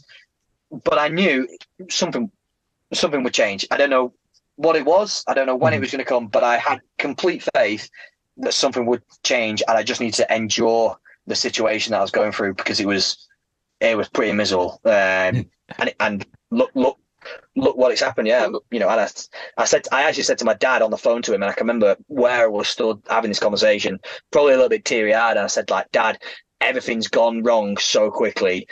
And he said, "Yeah, but hold on a minute, Bobby. Everything can go right so quickly as well. Oh, wow. So why are you getting so upset about it all going wrong when literally tomorrow it could all go all right, or something could change and it could massively improve, you know?" And he was so right. And that was before we'd even had the idea of the truck, you know. So great. It's great. Wow. What about you, Marie? You know, has anything like has this dream of travel, I think we sort of touched on this earlier, but has this dream of travel ever been there with you? Oh, sorry, you said you backpacked, didn't you? You did some backpacking. Yeah, I backpacked in South America. Then my plan was to live there. I was going to move to South America, but then COVID happened. So I had to go back to France, and it was bad. Like I was really bad. I was with my parents and I didn't know what to do. And yeah, it was like a down time. And then I thought I found like the perfect job. I was studying for a job. I'm like, okay, fine. I'm going to set up at home and it's going to be great. And no, because I found Bobby, so now I'm on the trip. So yeah, everything happens for a reason too. Absolutely. Yeah. Marie was buying a flat.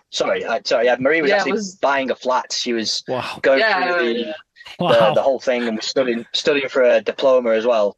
And then I thought it was it. I thought it was gonna be the perfect life, like back home with my apartment, with my job, but no. Yeah. Whereabouts in South America? Whereabouts in South America were you going to settle? Whereabouts in South America were you going to settle? Argentina.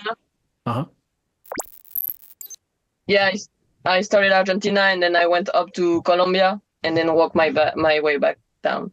Wow, you walked from Colombia I did it back? for a year and a half. Oh, wow. No. I took buses and hitchhiked. Oh, right, okay. Yeah, I was just backpacking. No, I didn't walk.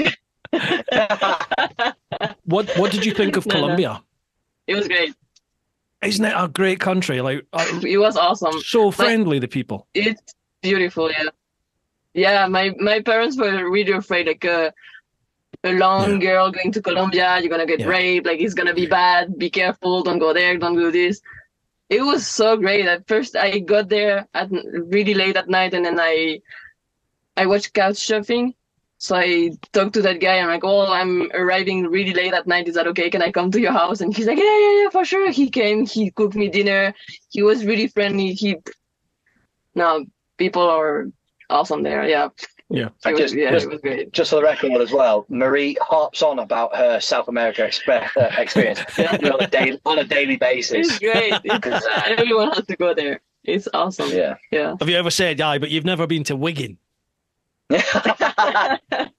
Yeah, I keep trying to explain to her what a proper pie is, and a chip butty. I was trying to explain to her yesterday, but I don't think it's sunk in yet. Should make her one. Should make one. Well, I did make a chip butty, but the bread was a bit stale, so I didn't want to offer it out to her. So, right, third question from Sam. What advice would you give someone like my retired old dad for getting away in his new van, even if it's a must-have tool for the van or truck? Best advice. Best advice is make sure you've got Park for Night, the app. So Park for Night. That's like the campervanner's Bible for off-grid, cheeky parking spots. 90% of the guys that you speak to know about it, but the 10% that you don't, as soon as you say it to them, it changes their life, because you struggle to find spots naturally, whereas probably 75, maybe 60% of the places we've stayed at so far have been Park for Night, and that's been throughout all the 18 countries we've visited so far. So if you don't have Park for Night, that's the best thing you can get, really. So, and for everything, even to find water. And yeah, good point. Yeah, so we find we find water on it, we find places to get gas. There's all sorts on there, yeah. So parking, even like places to actually park in towns or cities, it'll give you, people upload how much it costs and how big their camper van has been in to fit in there. Yeah. So it's the Bible of camper vanning for me. So wow. Again, folks, I'll put all the links down below if you've not heard of it. I was going to ask actually, because like some of these places you've found have just been stunning, but they look like they're in the arsehole of nowhere. They look like they're in back and beyond. So like that is research then, or you've not just winged it. That's research, or have you just seen a path and we'll go down it? I'd say over 50% have just been winged. And a lot of the time people are saying, oh, you need to do a book, or you need to say where they are and how you found them. And I'm just sort of saying, well, I've just been a bit cheeky there, because I ignored that sign, and I went on, so that's, all received. Yeah, exactly. So you just got to be a bit cheeky with it. But we've never broken the law. Well, we've never broken the law that it's going to throw us in jail. It might get us an odd fine if we were caught, but for no reason. The only time people could come back on us for what we've done so far, let's say, is Croatia, where we parked on the side of a beach overlooking the sea, and technically we couldn't be in there, but we left no marks, we left no rubbish. We behaved ourselves. We didn't have a fire. Yeah. You wouldn't know we were there. We didn't cause any disturbance. We really didn't cause any trouble. So if anybody wanted to give me a fine, I'd probably just have a bit of a conversation with them anyway to say, look, come on, it's a bit unreasonable. There's no one here. We're in the middle of nowhere, in the middle of the night. We turned up late. We left early. So yeah, where's the harm? That's the thing. Exactly. No harm done. Exactly. And that's the thing with these camping spots. You've just got to be like respectful, really. Yeah, absolutely. His last part, Bruce, have you told him you've been around the world yet? Yes, in about the first 2 minutes, I think I slid that in. I get so much grief for this. So much grief. Anyway, cheers, Sam. Thanks for that question, pal. Next one, David McCracken. There's still quite a few questions here, by the way, so I'll try and pick the pace up a wee bit with them. Dave McCracken, can I start with a joke? What's brown and sits on a wall? Oh, Jesus. You ready? Go on. Humpty Dump. Jesus Christ. This is the caliber of my my community. Sorry about that. He was probably had a few things when he wrote that, but yeah, go on. I don't think he has. I genuinely don't. He's just proper bad dad joke. What are your dogs' names, and which one is your favourite? Well, it's Red and Rubia, isn't it? Yeah. So Rubia is blonde in Spanish. Yeah, that's what Rubia is in Red's Rubia. Well, I think Red's a legend, and it's come between us actually a few times, because I've said, well, Red's such a good boy, he's been doing this and that and the other. Why does Rubia not do that? So well, my favorite is Rubia. I mean, she's a legend too. She's a good dog, yeah. I mean, she's fine. She's young, she's learning. She's not bad. Yeah, I think she could be worse. I think genuinely the only thing that's come between us on the trip has been Rubia the dog, because she's still young.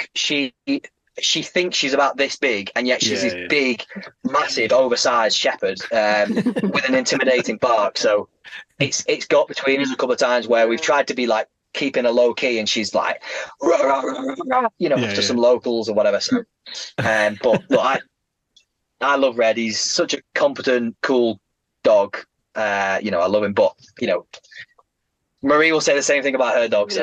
Of course. They're your babies, aren't they? They're your babies. There you go. There's the answer, yeah. How have you not got like another 6 dogs? Because you keep meeting these stray dogs when you're out and about, and I'm just like, yeah, they'd be in the truck. I'd have them. They'd be with me. I think if I was on my own, I think I may have been maybe with 2 dogs by now. We've met a couple of really smart, nice, well-tempered, charismatic strays. Not many. We meet a lot of strays. Some of them are just a bit simple and idiots, or aggressive, or too timid, or too anxious. But we've met a couple of really good dogs, really competent, fun, nice, loving dogs, and it's been hard to walk away from them. But but at the same time, actually, there's a lot of all these poor stray dogs in Romania and this and that, the other. 99% of the strays we've met have been well fed, look like they're in pretty good nick. They seem fairly happy. Like they're all living a pretty good life because they've all got their own little patch. They go to certain places because they know they're going to get fed there. Tourists or people come past and will give them little bits as well, and they follow them. They go for walks with them. They go for walks with them. We've met some happy strays, put it that way, really happy strays. And actually, a couple of times we said, "Oh, why don't we help this guy?" And then be like, he or she doesn't need help. They're having a great life. So yeah, absolutely.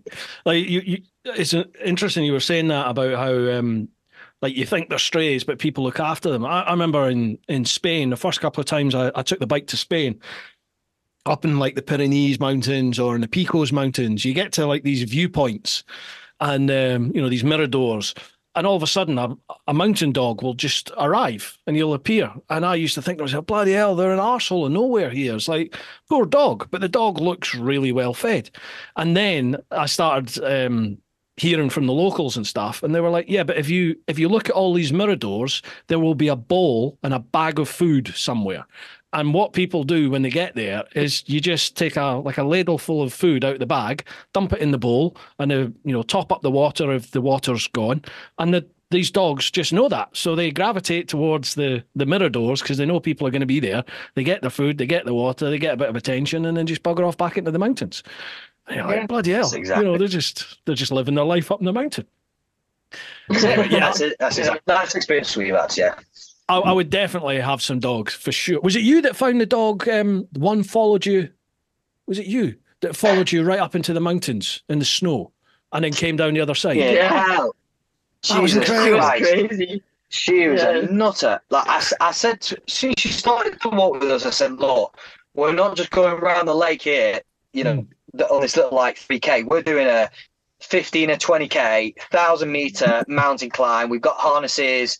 Cramp up, we're going on a big day. And she said, yeah, I'm up for it. And we were going up this big old mountain, and there was it was like a bit of a sort of valley, and we were going right in the middle, and we were climbing at the top, and she just sort of buggered off at one point. And at one point I looked up my right, and she'd summited up over this mountain pass that must have been 400 or 500 meters above us. She was like woof woof woof woof, like chasing something or whatever. And I said to her, I said, oh my God, we've led this dog to its death. It doesn't know what it's doing. It's gone off its foot. And literally 15 minutes later, it appeared back with us. Not even out of breath. Come on. Yeah, come on. Back up. Oh, my. Yeah, it was crazy. God, crazy competent dog. Yeah, it was ridiculous. So.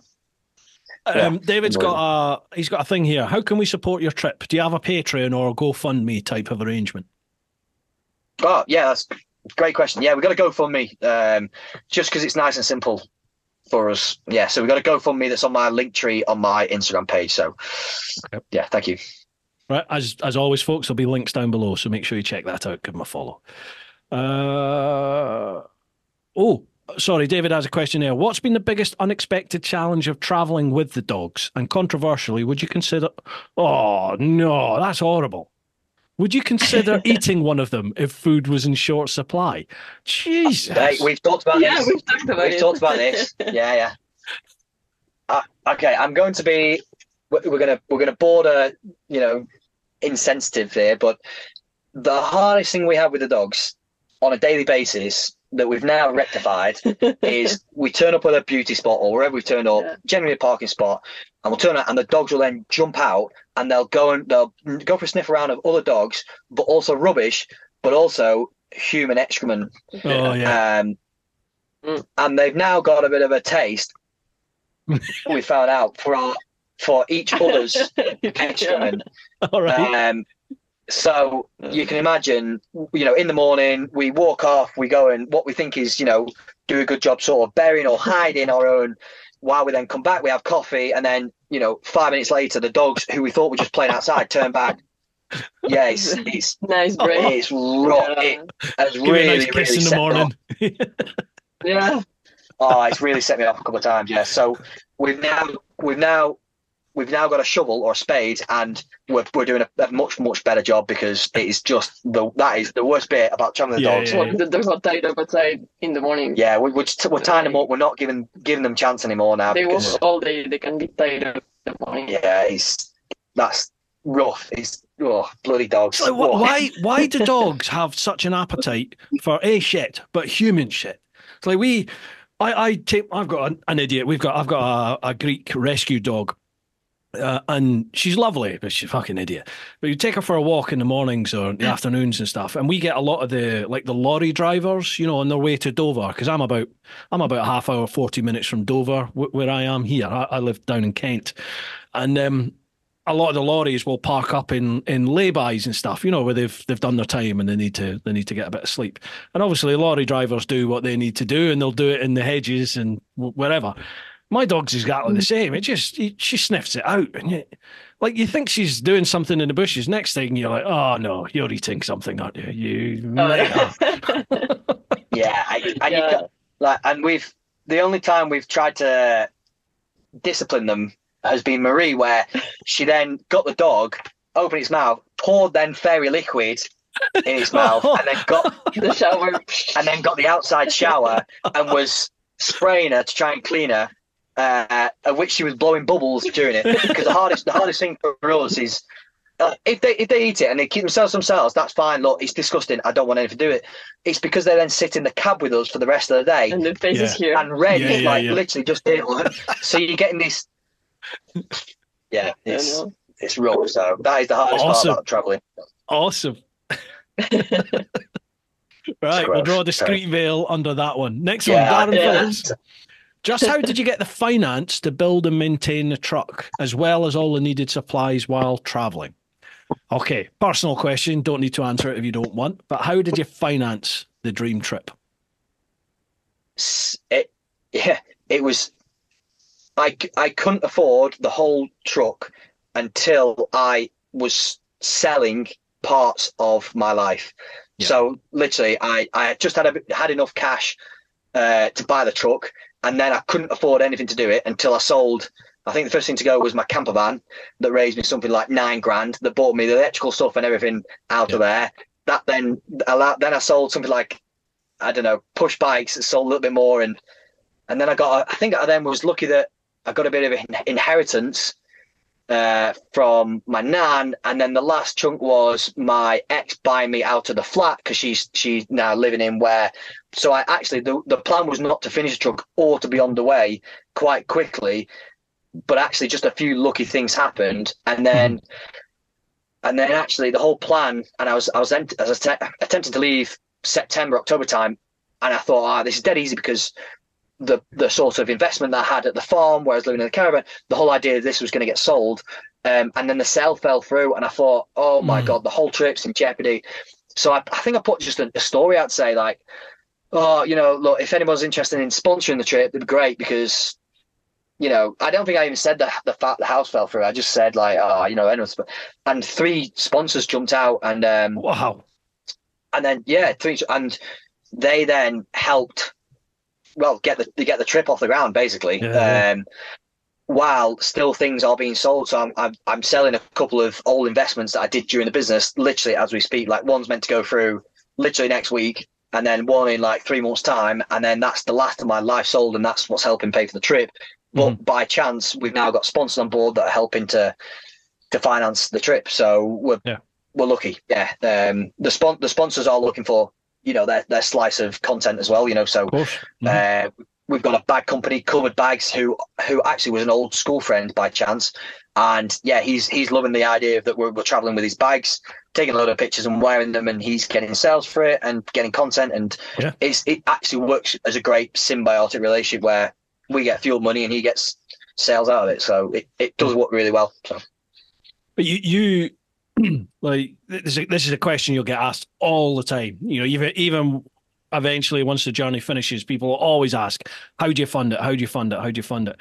But you've got to commit to it, don't you? You have to commit to it. And I think companies who maybe want to get involved, they want to see a bit of a commitment from you. You know, before they stump up their money, they want to see what sort of commitment have you got to this?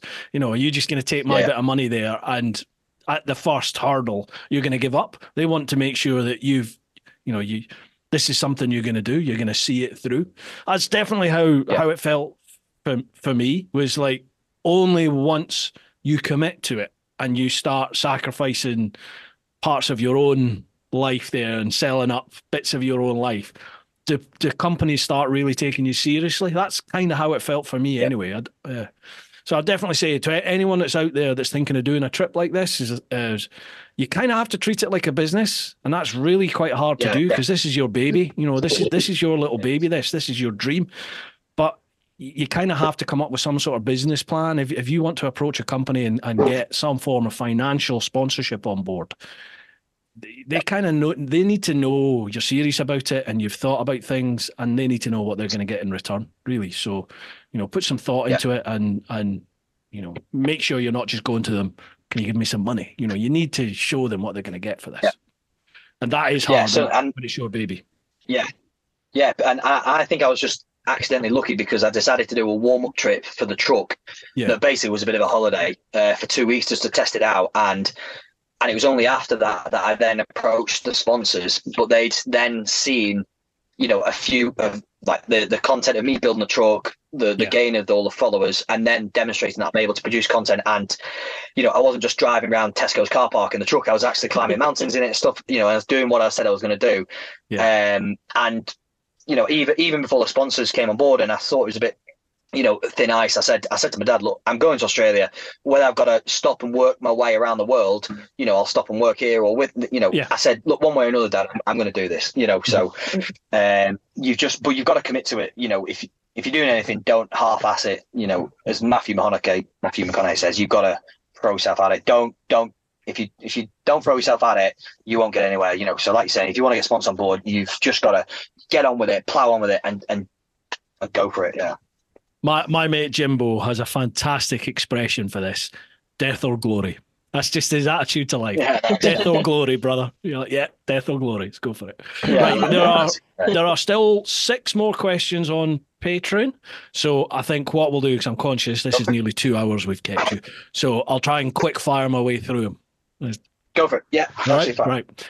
Okay, next one, MotoCAD. Evening all. Hope you're all enjoying a beer. Been following this journey since the build and the truck looks mega. My question, what's the plans once you reach Oz regarding the truck and work life? Keep smashing it and live your life.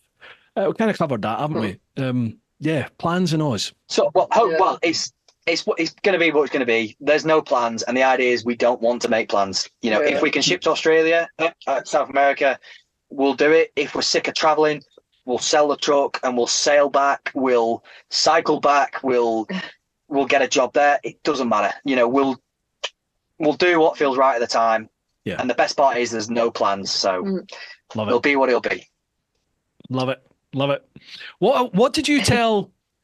Pardon me for prying here, Marie. Like, I don't know your home situation or that. Like, what did you tell your parents? or the people at home? Well, I told him I met this guy. He's driving to Australia. That's awesome. He's inviting me to the trip. What should I do? And they everyone told me just go, give up Wow. everything, go follow him. That's the dream life.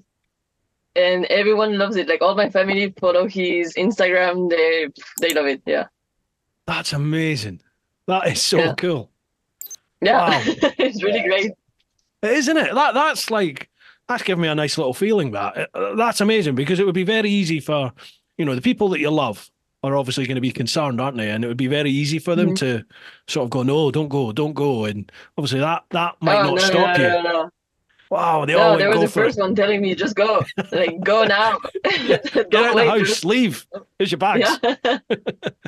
There you go. Cool. Right. Just for that one, Moto Card. Next one, Matt Ward. Hello, Bobby and Marie and the dogs. And you, Bruce. Hi, Matt. Just wanted to say, been following from the build of the truck and what a fantastic adventure you set out on. Love following your journey, not jealous much. Keep up the good work. Oh, all right, so it's not a question. Cheers, Matt. Thank you, pal. Thank you. Debbie Clegg. Hello, all. Huge respect to Bobby, Marie, and the Pooches for taking life on a tangent. By the way, I'm going to dive straight in with this question. On your travels, have you seen or encountered anything that has made you believe in other worlds and aliens? You must have stayed in some remote places. I reckon you can join in with this too, Bruce. Have fun. Cheers.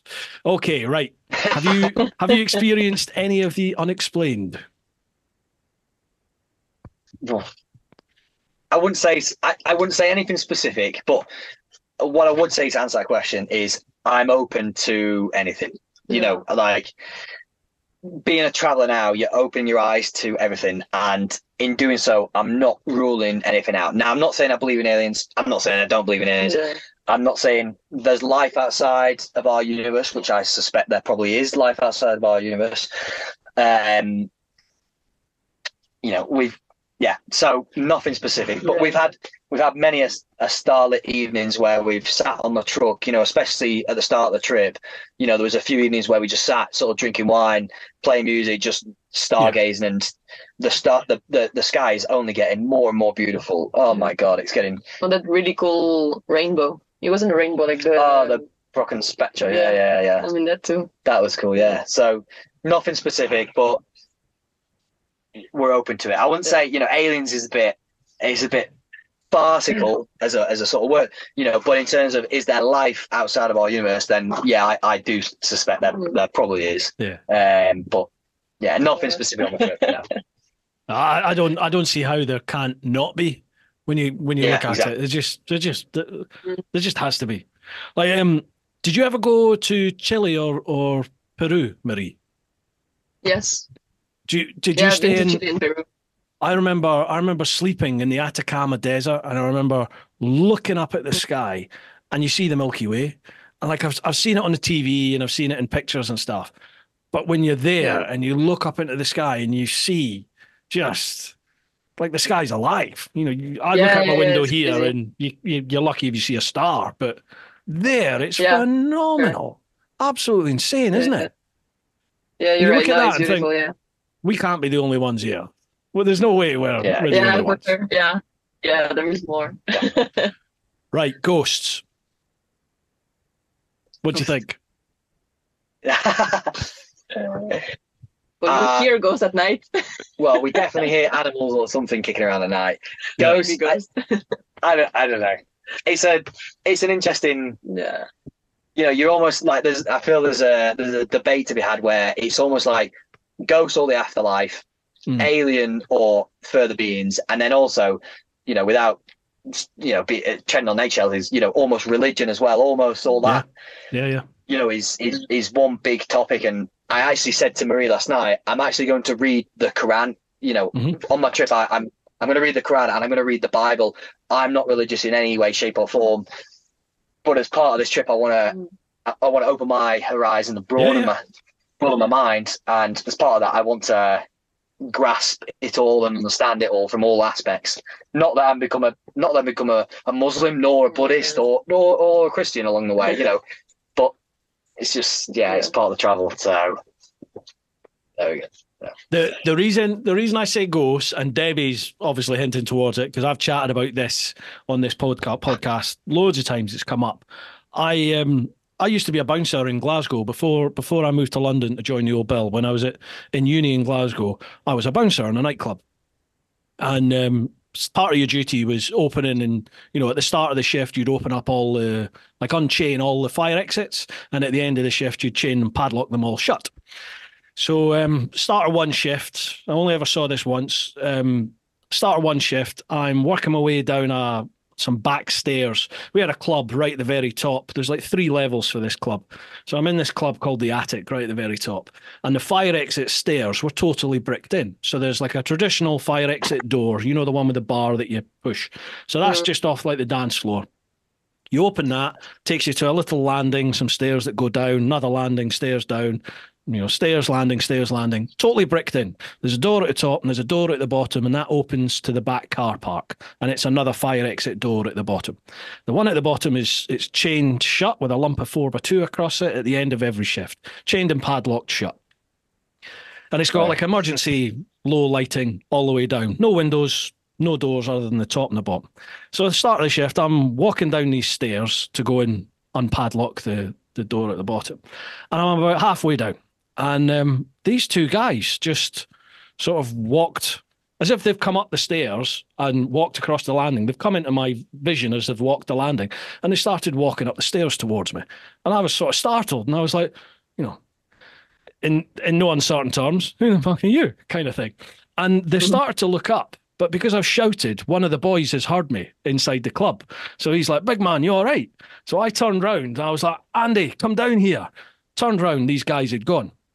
Andy comes and joins me. My mate Andy come and join me. And I was like, "Andy, we must have left the fire exit open. There's 2 geezers." So we ran down the stairs. Like, Andy is a strong man, a proper strong man. He's fucking enormous.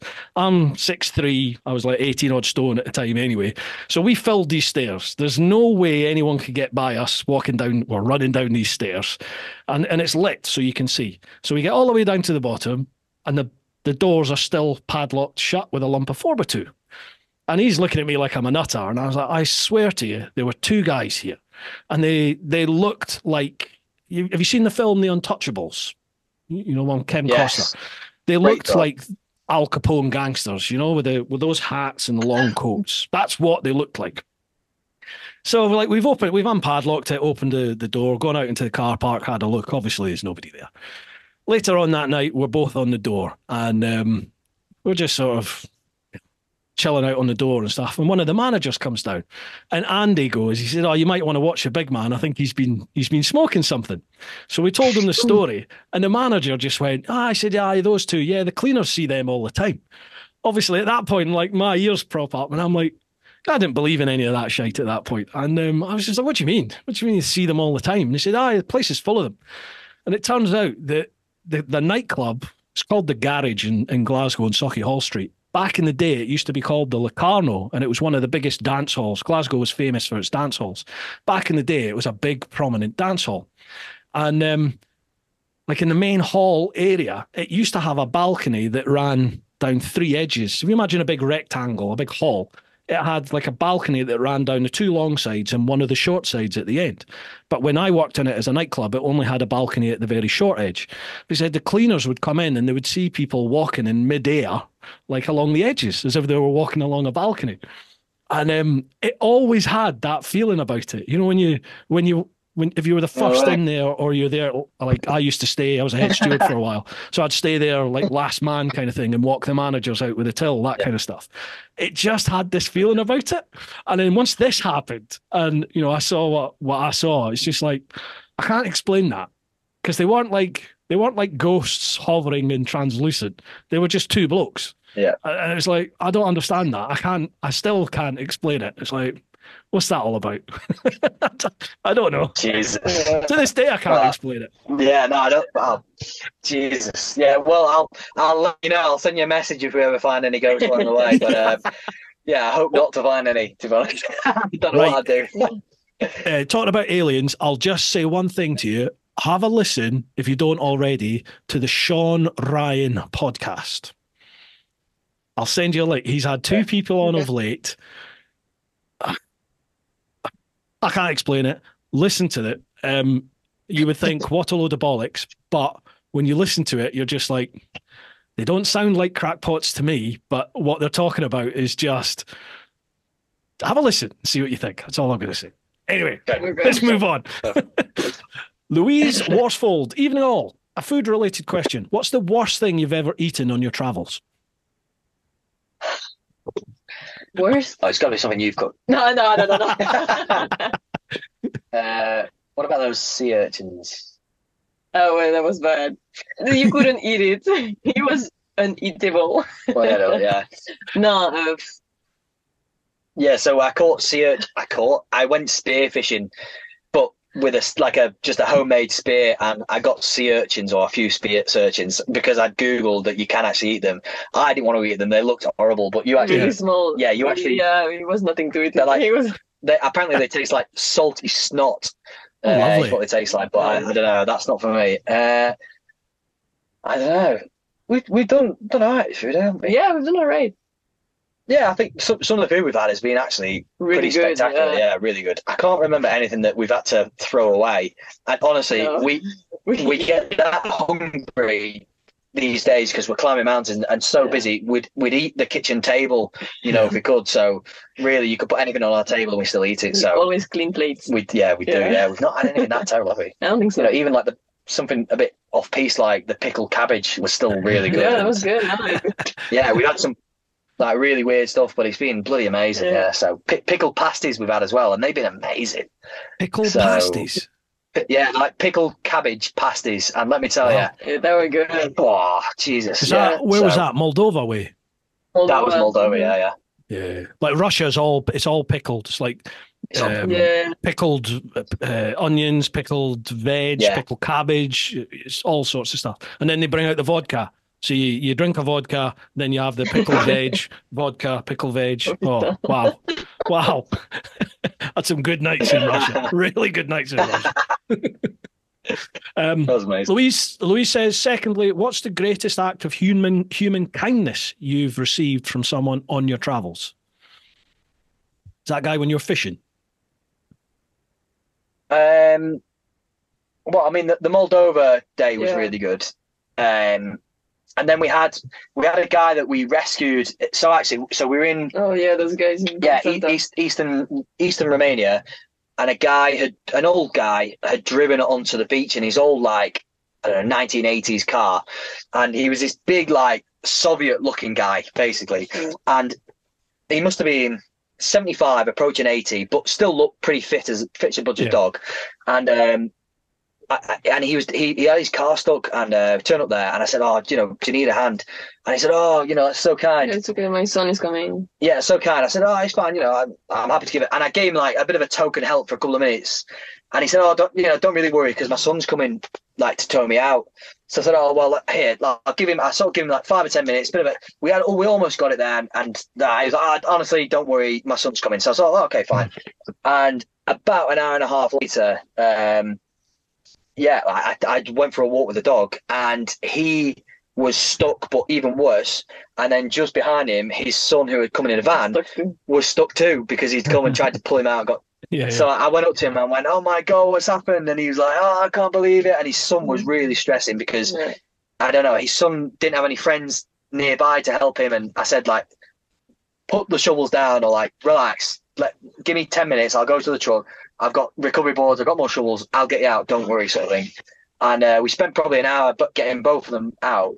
And then this old guy was so, I don't know. He was so happy. He was so happy. He was, and he was like, "Right, I must give you some alcohol. I must give you some money." I was like, no, honestly. We don't need any. We don't need it. We don't want any. We just give it. We just want to help because we want to help, And he's like, no. And then his son turned up with, big some champagne and whiskey as well.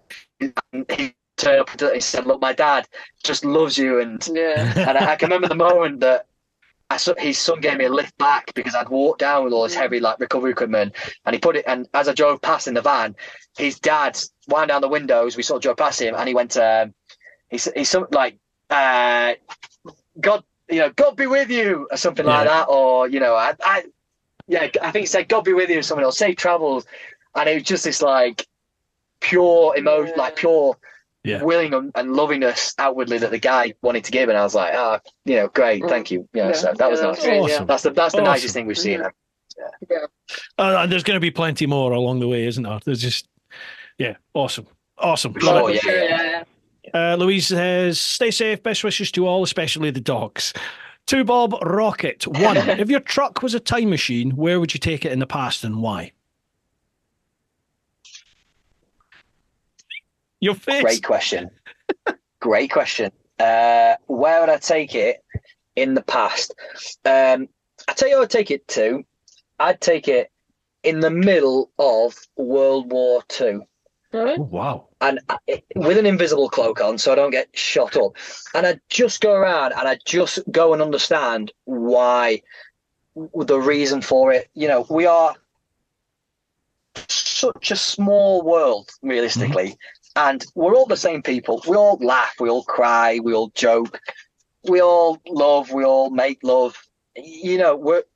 So what caused such a world war, and what caused the genocide and the concentration camps? And I just love to not have an opinion, not go and change anything, just be a fly on the wall, to understand the hate or the reason for it, and and that's where I'd love to have gone around and seen it all, because I'm just fascinated by the global conflicts that continue to happen for no real reason other than the greed of a few men, So I think the World War is a bit of a fascinating thing, because we come across a lot of relics from it, whether that's like submarine pens that we've seen or bunkers, or we're seeing quite a lot of it. And it's just fascinating, and similar to like the Bosnian crisis that we went in there. I'd just love to have gone to a crisis like that and just driven around and gone, what, and just asked a few questions like, do you really hate them enough to kill them? You were living next door, you were neighbours last week, what's so, but there we go. There's the answer. Yeah, it's I've heard this expression quite a few times before. It's like politicians start wars, and it's down to normal men to end them. It just always seems to be the way, doesn't it? It's always amazed me. Like I was always aware of the sort of the badness and the evil that we're capable of towards each other through my previous life in the old Bill. But it was only really traveling when you really experience, I'm lucky to have a very nice family. I've got a very warm and loving family around about me with my aunties and uncles and cousins and stuff. So I'd always experienced that from my family. But it was only traveling where I experienced the warmth and kindness and generosity from total strangers. And it's always, since then, it's always struck me how we're capable of the two extremes. These people that fight in wars and do these atrocities to each other, they're normal people. They're just normal people. And for whatever reason, like something happens to make people do these horrific things to another person. And you can't fathom. Well, you can kind of fathom it, because, if you ever find yourself in a real fight or flight, fight for your life type situation, you're capable of some stuff, but like what you were just saying there about concentration camps and stuff, that's evil, isn't it? It's just calculated evil and depravity. And it's the kind of thing that I'd like to. Yeah, exactly. And how's it happen? That's the kind of thing that I'd like to learn from this traveling thing and debunk some of the myths around some of the countries that you think are evil. Let's pick Afghanistan, has been a center of conflict. And I'm not saying that Afghani people are evil. They're certainly not. But their country has been a center of conflict for decades, not just in the last time the Americans were there, but the Russians before then. And centuries. Then, before then, there was Genghis Khan stomped through. It's been a proper melting pot for conflict. It's a place like I'd love to go and visit and just understand about all that kind of conflict and the reasons behind it. And it's just, I find it absolutely fascinating. I find it fascinating. Yeah. I hope you do get to Afghanistan, because it'll be really interesting to see how, because obviously it's going to be normal people that are going to interact with you and reach out to you. And it'll be interesting to see how you guys experience Afghanistan and the Afghani people. Yeah. Look forward to that. I hope that happens for you. definitely. Yeah. Two Bob's got a second question. When you settle for the evening with a breathtaking sunset view, is your tipple a whiskey, gin, vodka, beer, or something else? What you answer? For the sunset, yeah, we're more like sparkling rosé. You can't tell anyone about that. Ah, sorry. That's in my opinion. Yeah, The that's view's it. totally changed now, Bobby. God. Yeah, sorry. I didn't have the chat to say that we shouldn't have public You'll it get strung outside. up in Wigan. Jeez. Yeah, bloody hell, yeah.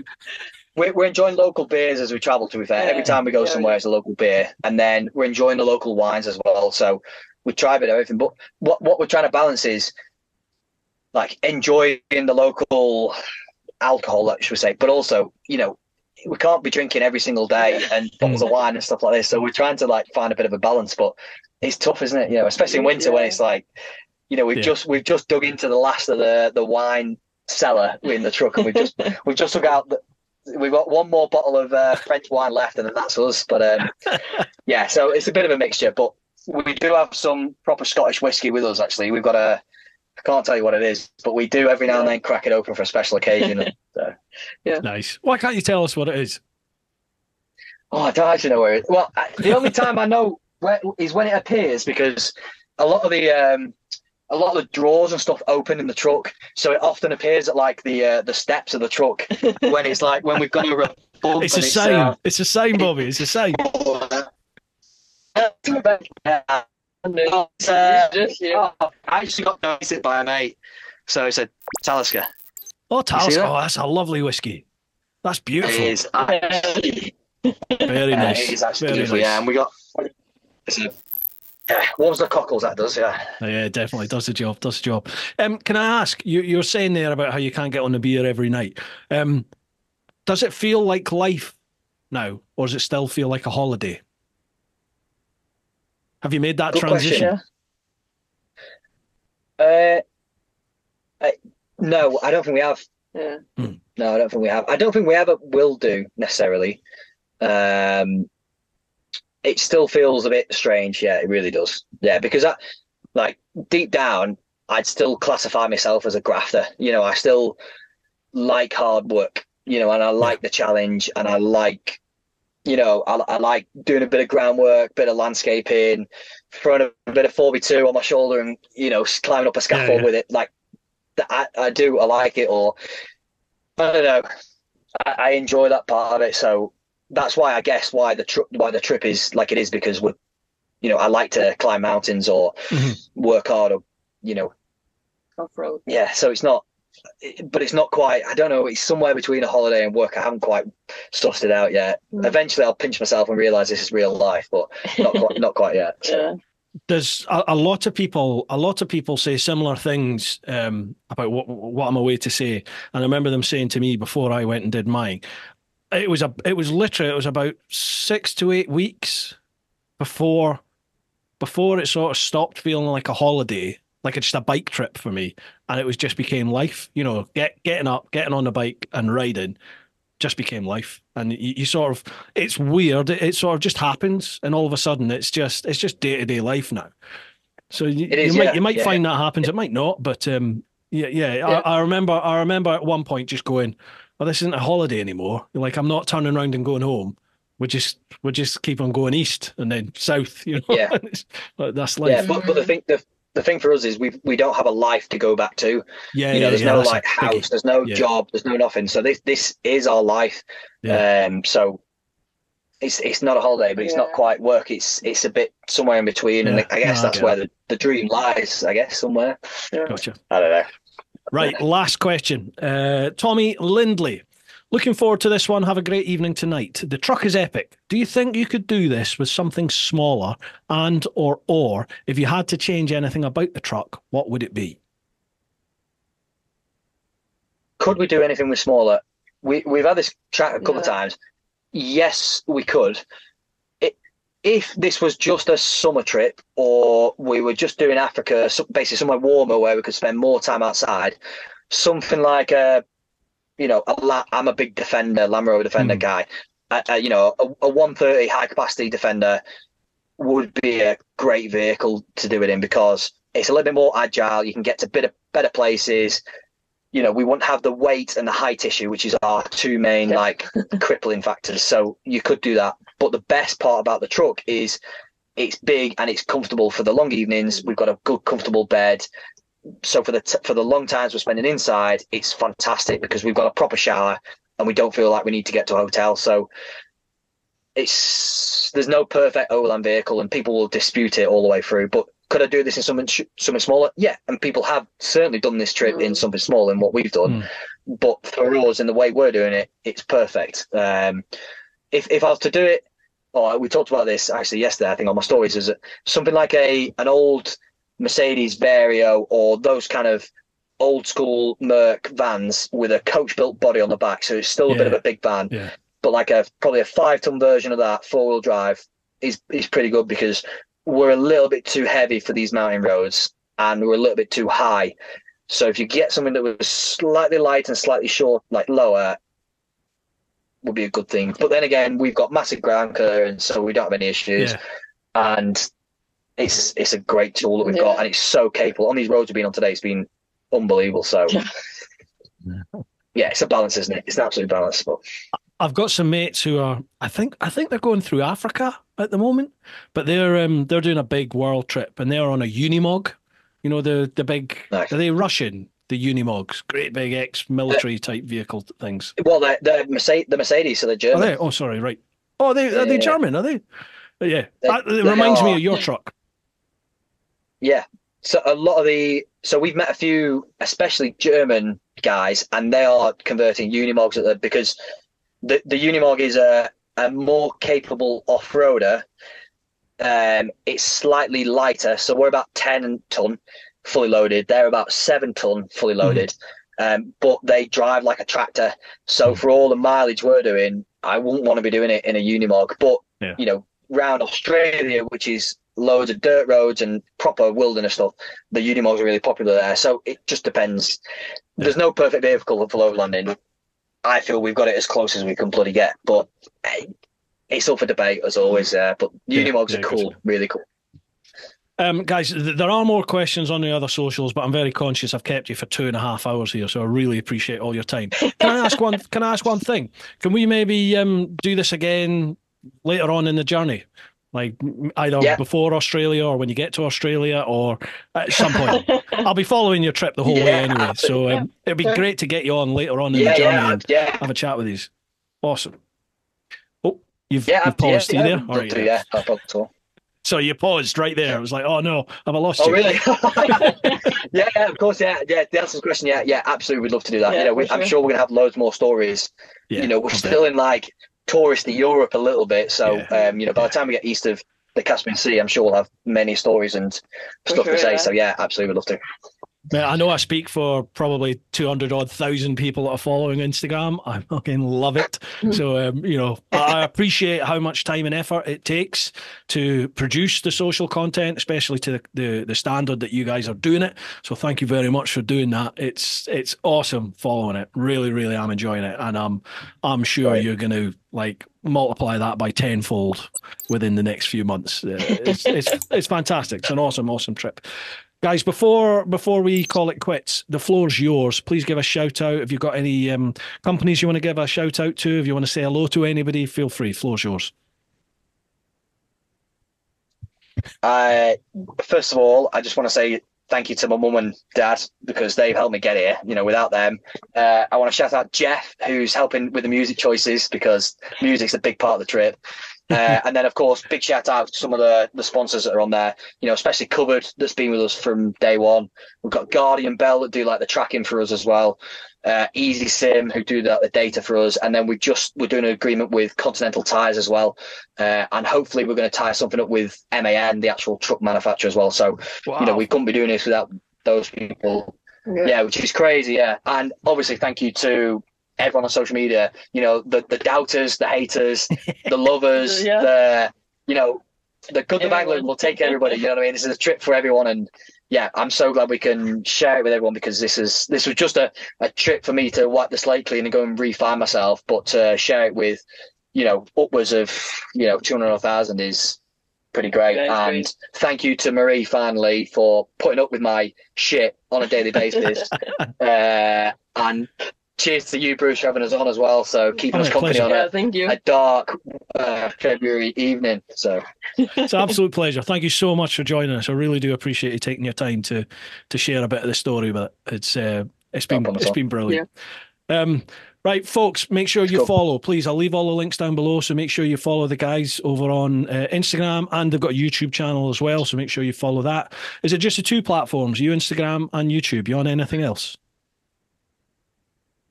yeah, mainly got TikTok, but it's just it's a bit of a copycat to Instagram. So yeah, Gotcha. mainly Instagram is the one, and YouTube. Right.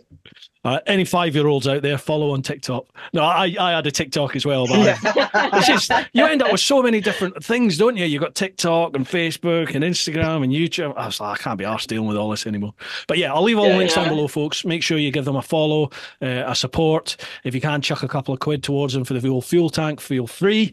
And folks, what can we say other than keep doing your thing, look after those that you love, get on out there whenever you can, but most importantly, live your life. Woo-ha! You Guys, thanks so much. I really appreciate it.